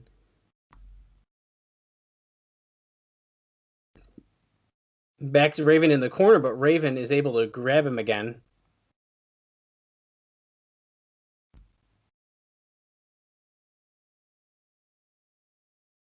Raven. Oh, he's got him down. Is Jarrett going to submit? Could he submit? He might pass out. Well, they got to lift up his arms and see if they'll drop 3 times. I think he's gonna tap out. He's gonna pass out. Raven's gonna win the title with a sleeper hold. That's my prediction. 1. That's 1 time down. Arm up, down. That's 2. We're assuming it's 2, but we cut to Alexis Lurie. Yeah, that's fine. Oh, look at Jarrett. He's hyping up. All right. I guess that was the 3rd try. He's double Jing up. Ain't I great? Ain't I great? Oh, drops down to release it. Jawbreaker. Let's see. Oh. What the fuck was that? Well, that was more like a diamond cutter attempt, but he didn't really keep his head. So. Yeah, TNA said it was a stunner-like move. Yeah, definitely more of like a cutter. Yeah. But they're saying that, Raven, it's almost like he kind of held back a little. When really it's just because Jarrett kind of like let go. Yeah, he slipped off of him. Both men laid down right now, though. This is classic Jarrett match. Both guys laid out. Oh, Raven's getting up a little quicker, though. Yeah, Raven up first. Jarrett getting the right hand. Raven might have got up first, but Jarrett might have more energy. He's hammering away. Clothesline. Into the ropes. Drop kick. Julio De Niro gets drop kick off the apron. Alexis Lurie's in the ring. Oh! Tilt-a-whirl facebuster. Raven! Going for Raven effect. Oh, it gets reversed. Catches the kick. Insecurity. I like how he did less effective moves to the men and like the stronger move to Alexis Lurie. I know, that was so ridiculous. It's the same shit. It's like, why am I laughing? But it was just like the way, it was just like, what? Yeah, that's just ridiculous. Oh, what's this? Oh, Jarrett catching Raven on dropkick. Slow catapult into the corner. 2 count.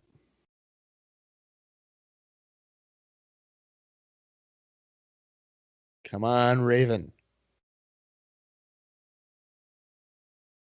Oh, ducks the clothesline. Oh. Super kick by Raven. 1, 2. Oh, kick out. Look at the hand. We're done. I'm okay. It's Jeff Jarrett kickouts are just so funny to me because he just raises his hand. Yeah, he does. I'm okay. Wait a second. The stroke. Oh. 1, 2. Oh. No. This is like WrestleMania, man. Let's kill all the finishers. Well, I'm sure Raven's gonna hit the Raven effect here in like a minute, and then he'll kick out. I mean, oh my god, I swear to God. Oh, okay. Well, there you go. Less than a minute, about 10 seconds later. See the kick out, like you can't even tell he kicked out. Well, yeah, at least be a little forceful with it to make it be like, oh shit, his adrenaline was pumping. He got out of that finisher. Yeah, by not kicking out with force just kind of makes it not dramatic. They both Raven fall over Jarrett. the top.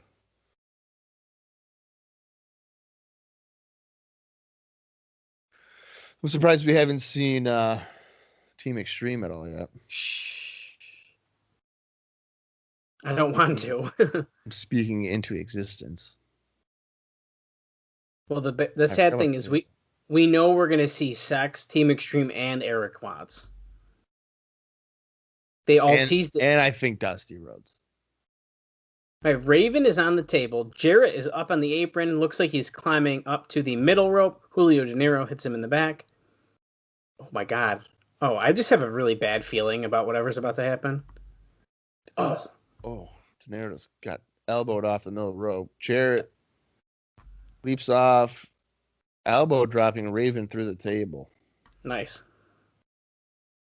We gotta see it again. Keith in the truck. Give us a fucking replay. There it is. That should have been through the announcer's table. I'm sorry, it's just not gonna happen though. It's made of steel, and they bolt it together. It has to be. It has to be. I've never seen it broken ever. Dude, when they start the podcast, I'm asking, what was the announce table made of, and why was it never broken? And I bet you they'll fucking. You better ask it on the TNA page from the podcast page. That's a good idea. I will. Oh, wait a second. They're kicking out. Oh, it says "Flock You," by the way, on the back of the shirt. Okay. He's kicking out De Niro and Alexis Lurie. I like that they're getting like pushed back as if there's like a force field pushing. Oh, Raven pushed Jarrett into the ref off of the apron. They just kicked each other in the nuts at the same time, so that's good. See, right, so there's no referee. They're both down holding their ball sacks, so clearly someone's coming out, right? Yeah, I don't mind ref bumps like that, just because like it was very purposely done, not like bullshit. Like, oh, I happened to step in the right. Yeah, look at this. Team Extreme and Sex are all fighting ringside right now. No, that's not Team Extreme. That's the New Church. Oh, they're saying like Team awesome, Extreme. So, that's Awesome Slash and Sin. No, yeah, it was. Or right. Brian Lee, I mean. They said Team Extreme on commentary. Oh, here they come. Yeah. That's what threw me off. Wait, now they're known as Extreme Revolution? Oh, probably because they got sued. Jeff Jarrett. Kendo stick, garbage can, another kendo stick. Saturn's got Jarrett up. Death Valley Driver. Oh, Saturn's looking like a badass. They got handcuffs. They're handcuffing Jeff Jarrett now. Sandman is wearing an ECW shirt. In case you didn't know where he came from. Referee's still down, and there's the cup that a fan threw at him.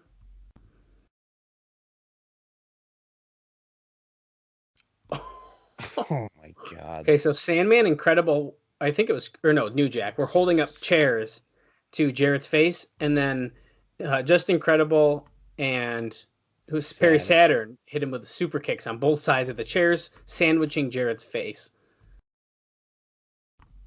And he was handcuffed. Oh my god.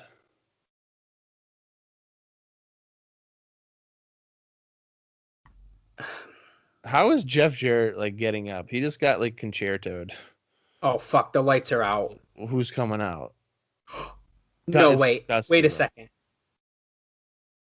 It's not what I think it is it? Who? Oh, that was fucking lame. It's fucking Sabu. Who was not in the ring when the lights came back on, but that's okay. What the fuck is Sabu doing here? And why is he not on Team Extreme? Yeah, he's an ECW guy. What the hell? Okay. When you think ECW, you think Sabu before any of the other guys.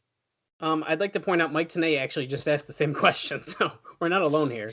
Sabu just hit a springboard dive onto. And now he just jumped in the crowd. What? He's helping someone up because he just jumped into the crowd. He just jumped onto somebody. Well, okay, but Raven's back up. Yeah, he just no-sold that entire interaction, so that's good. I don't fucking blame him, dude. That was weird.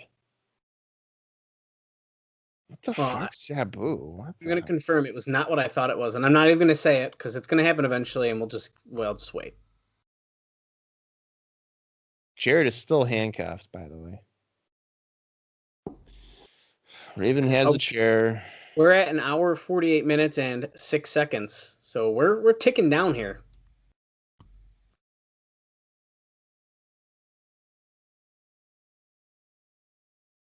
Oh, Oh, he went for a off the chair rope. shot, hit himself in the head. Oh my god, if he had lost on that. Dude, I was nervous. I was really Oh nervous. my god. So Raven missed a chair shot, hit himself in the head, and then Jarrett got a 2 count. What is the Oh, referee doing? How does the Bill, referee have a key wait, to the handcuff? they just said Bill Barons just brought down a key. How does Bill Barons have keys to a handcuff? I don't know, but that's what tonight just said. So Bill Barons, damn you. Raven's like, nah. Wait, Raven's undoing him? I wonder if it's because Rudy couldn't get it. Oh, that's funny. Why is he unhooking him, man? What if they can't get him off him? This is why you need to just use like the toy handcuffs. There you go. Oh, maybe he wants to beat him clean, like without restriction. Well, that's kind of what they're saying is like Raven wants him. Now Raven's yelling, get up. Look at this. He's got him.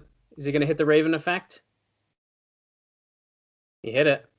It's gotta be it, right? 1, Come on. 2, no. Jeff Jarrett kicking out. He's gonna go for it again. Nope. Jarrett countered motherfucker. the stroke. 1, 2, 3. Holy. Right in the middle of the ring. Holy shit. People are throwing garbage. There's garbage being thrown. Fucking so much garbage.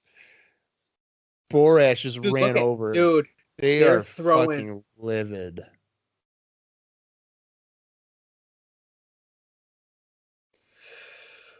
Oh man. Okay. Wait, here's Dusty. Oh, wait a second, but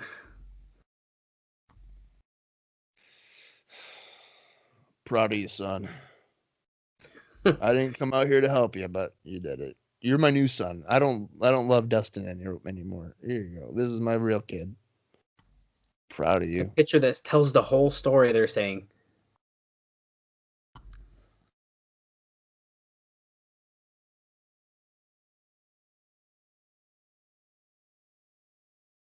Yes, Anarchy and Asylum next week.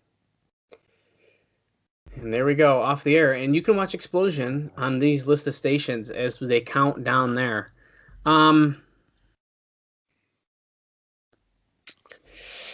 Is it safe to say this is arguably one of the worst decisions they might have ever made? So I remember, I want to say even on our first episode, I was like, Dallas, there's going to be a show where I'm going to tell you that I'm very frustrated. And I didn't tell you the show. I was like, when we get there, I'll tell you. Yeah. This is the show. Because I mean, before the main event, let me just get it out of the way. I think this is a good show. I do too. I think overall. This is a thumbs up for me. I agree with that. That main event is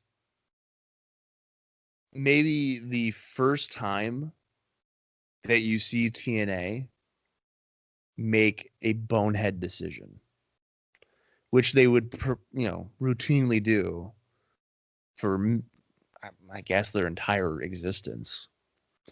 Now, just to give you a story from that time in 2003, I didn't order this pay-per-view live. I don't know my reasoning as to why I didn't do it, but I just didn't. Or I didn't convince my parents to get it. My mom specifically. I remember anytime I got a TNA one, I was at my mom's apartment at the time. Anyway, I remember reading the results on WrestleView. And when I woke up on Thursday morning, I was like, I'll never forget this. I was like, if Raven didn't win the title, I will fucking die.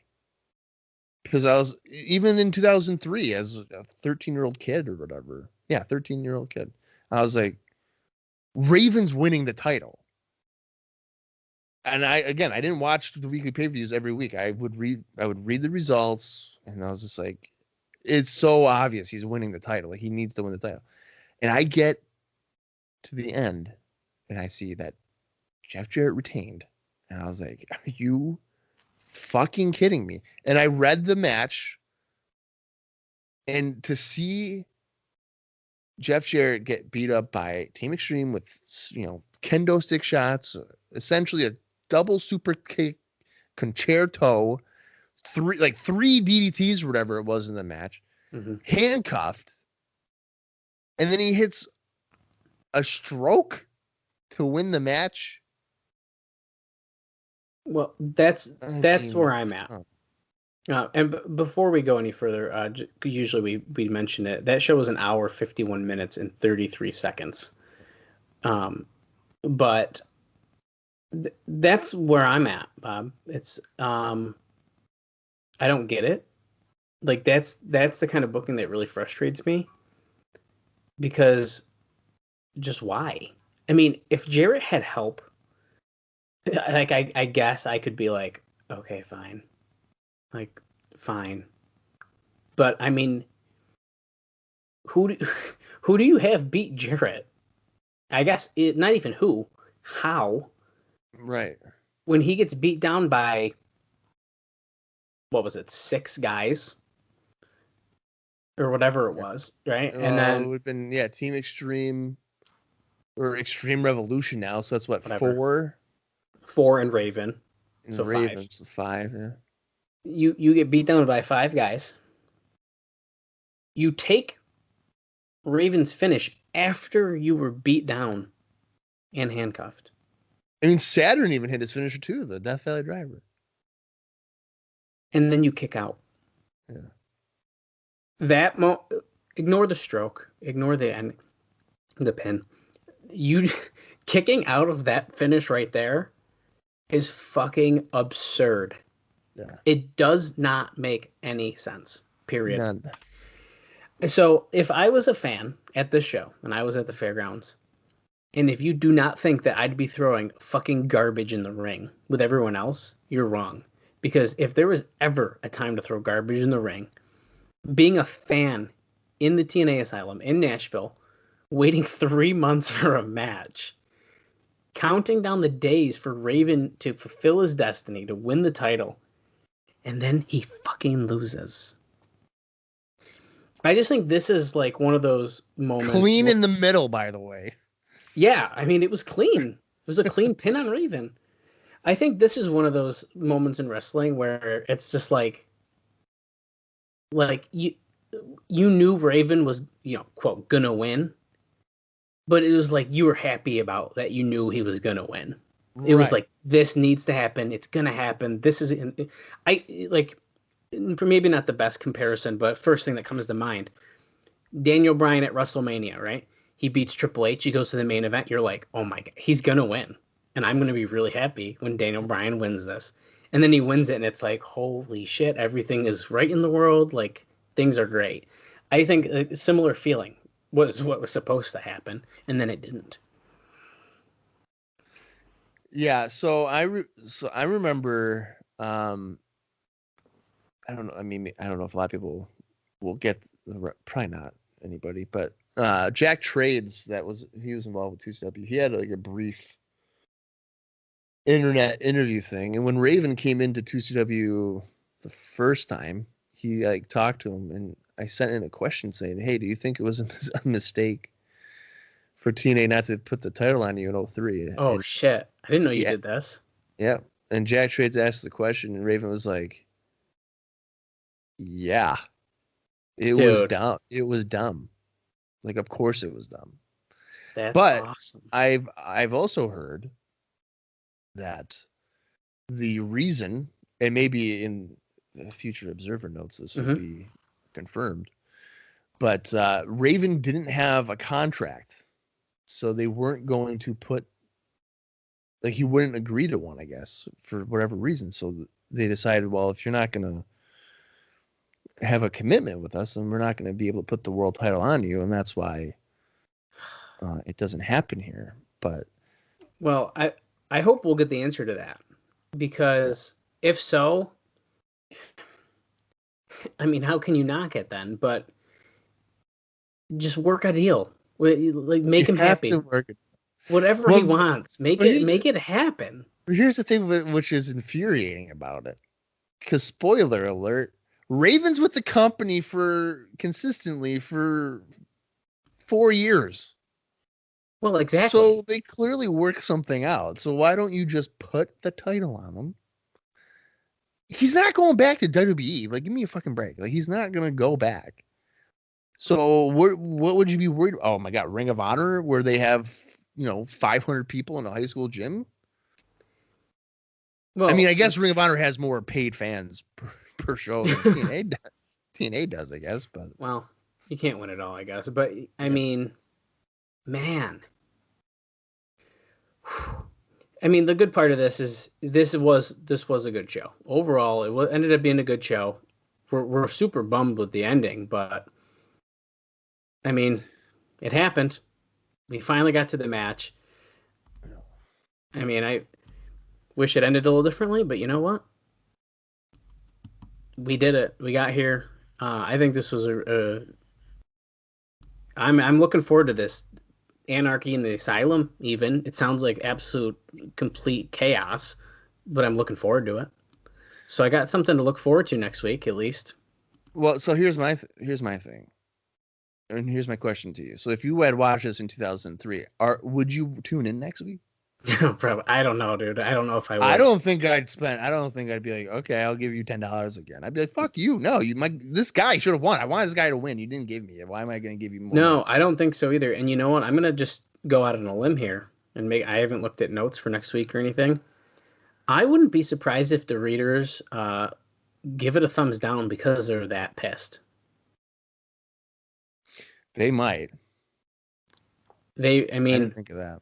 I'm looking forward to seeing what's going to happen, and stay tuned to find out with us. But I think there's a really good chance that that's going to happen.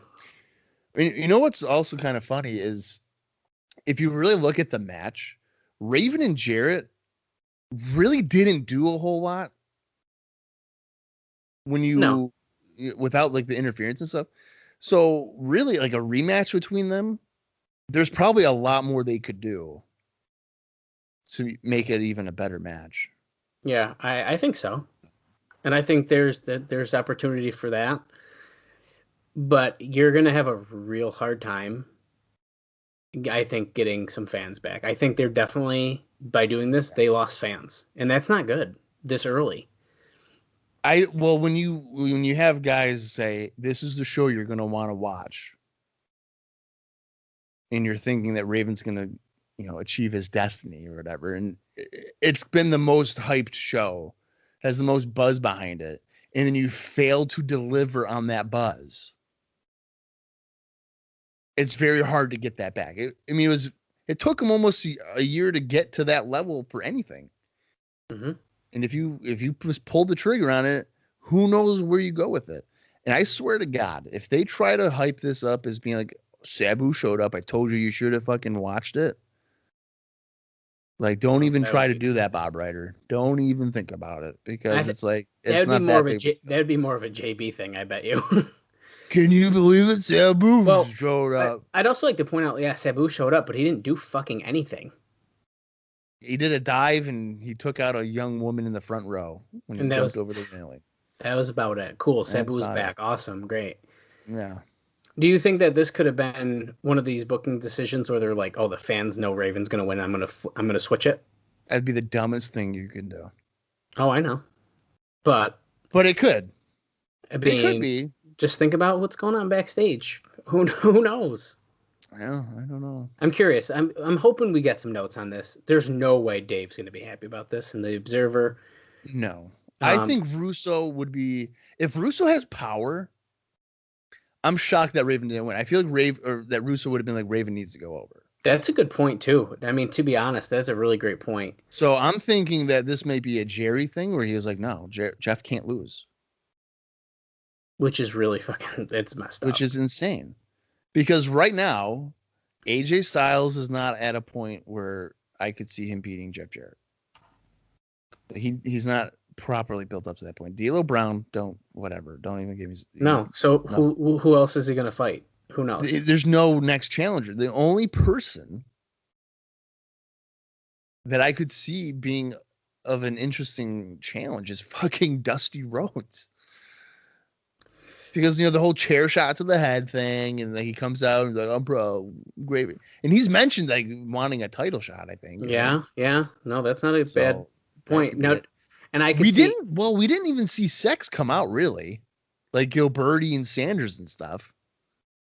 I saw Sanders in that little brawl. It was like Sanders and the Harris brothers. Yeah, but I thought they would get like more directly involved.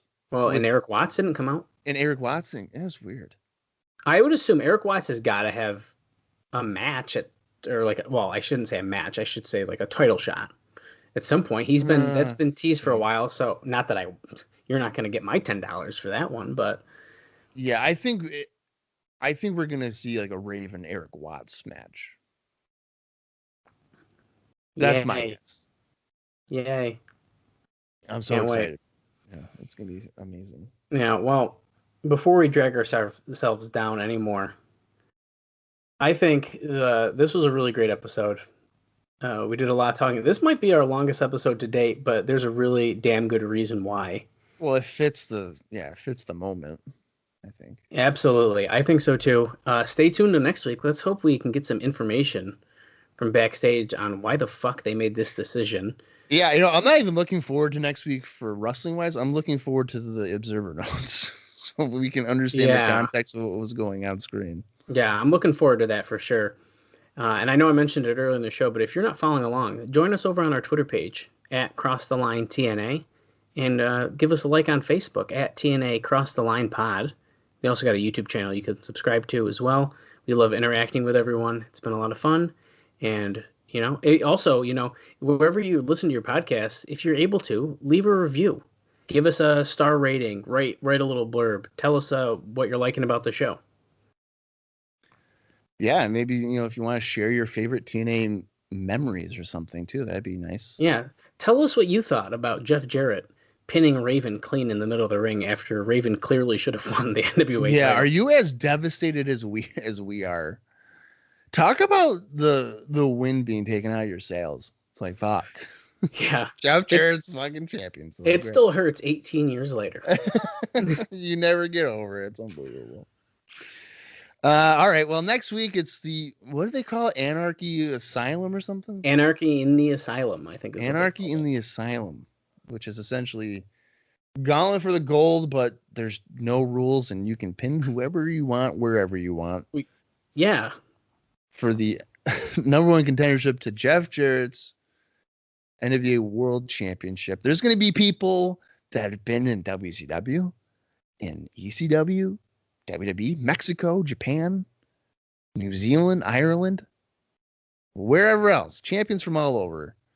So it's going to be a crazy show, I'm sure, and we'll get returns, debuts, and people that we'll never see again. I'm looking forward for that.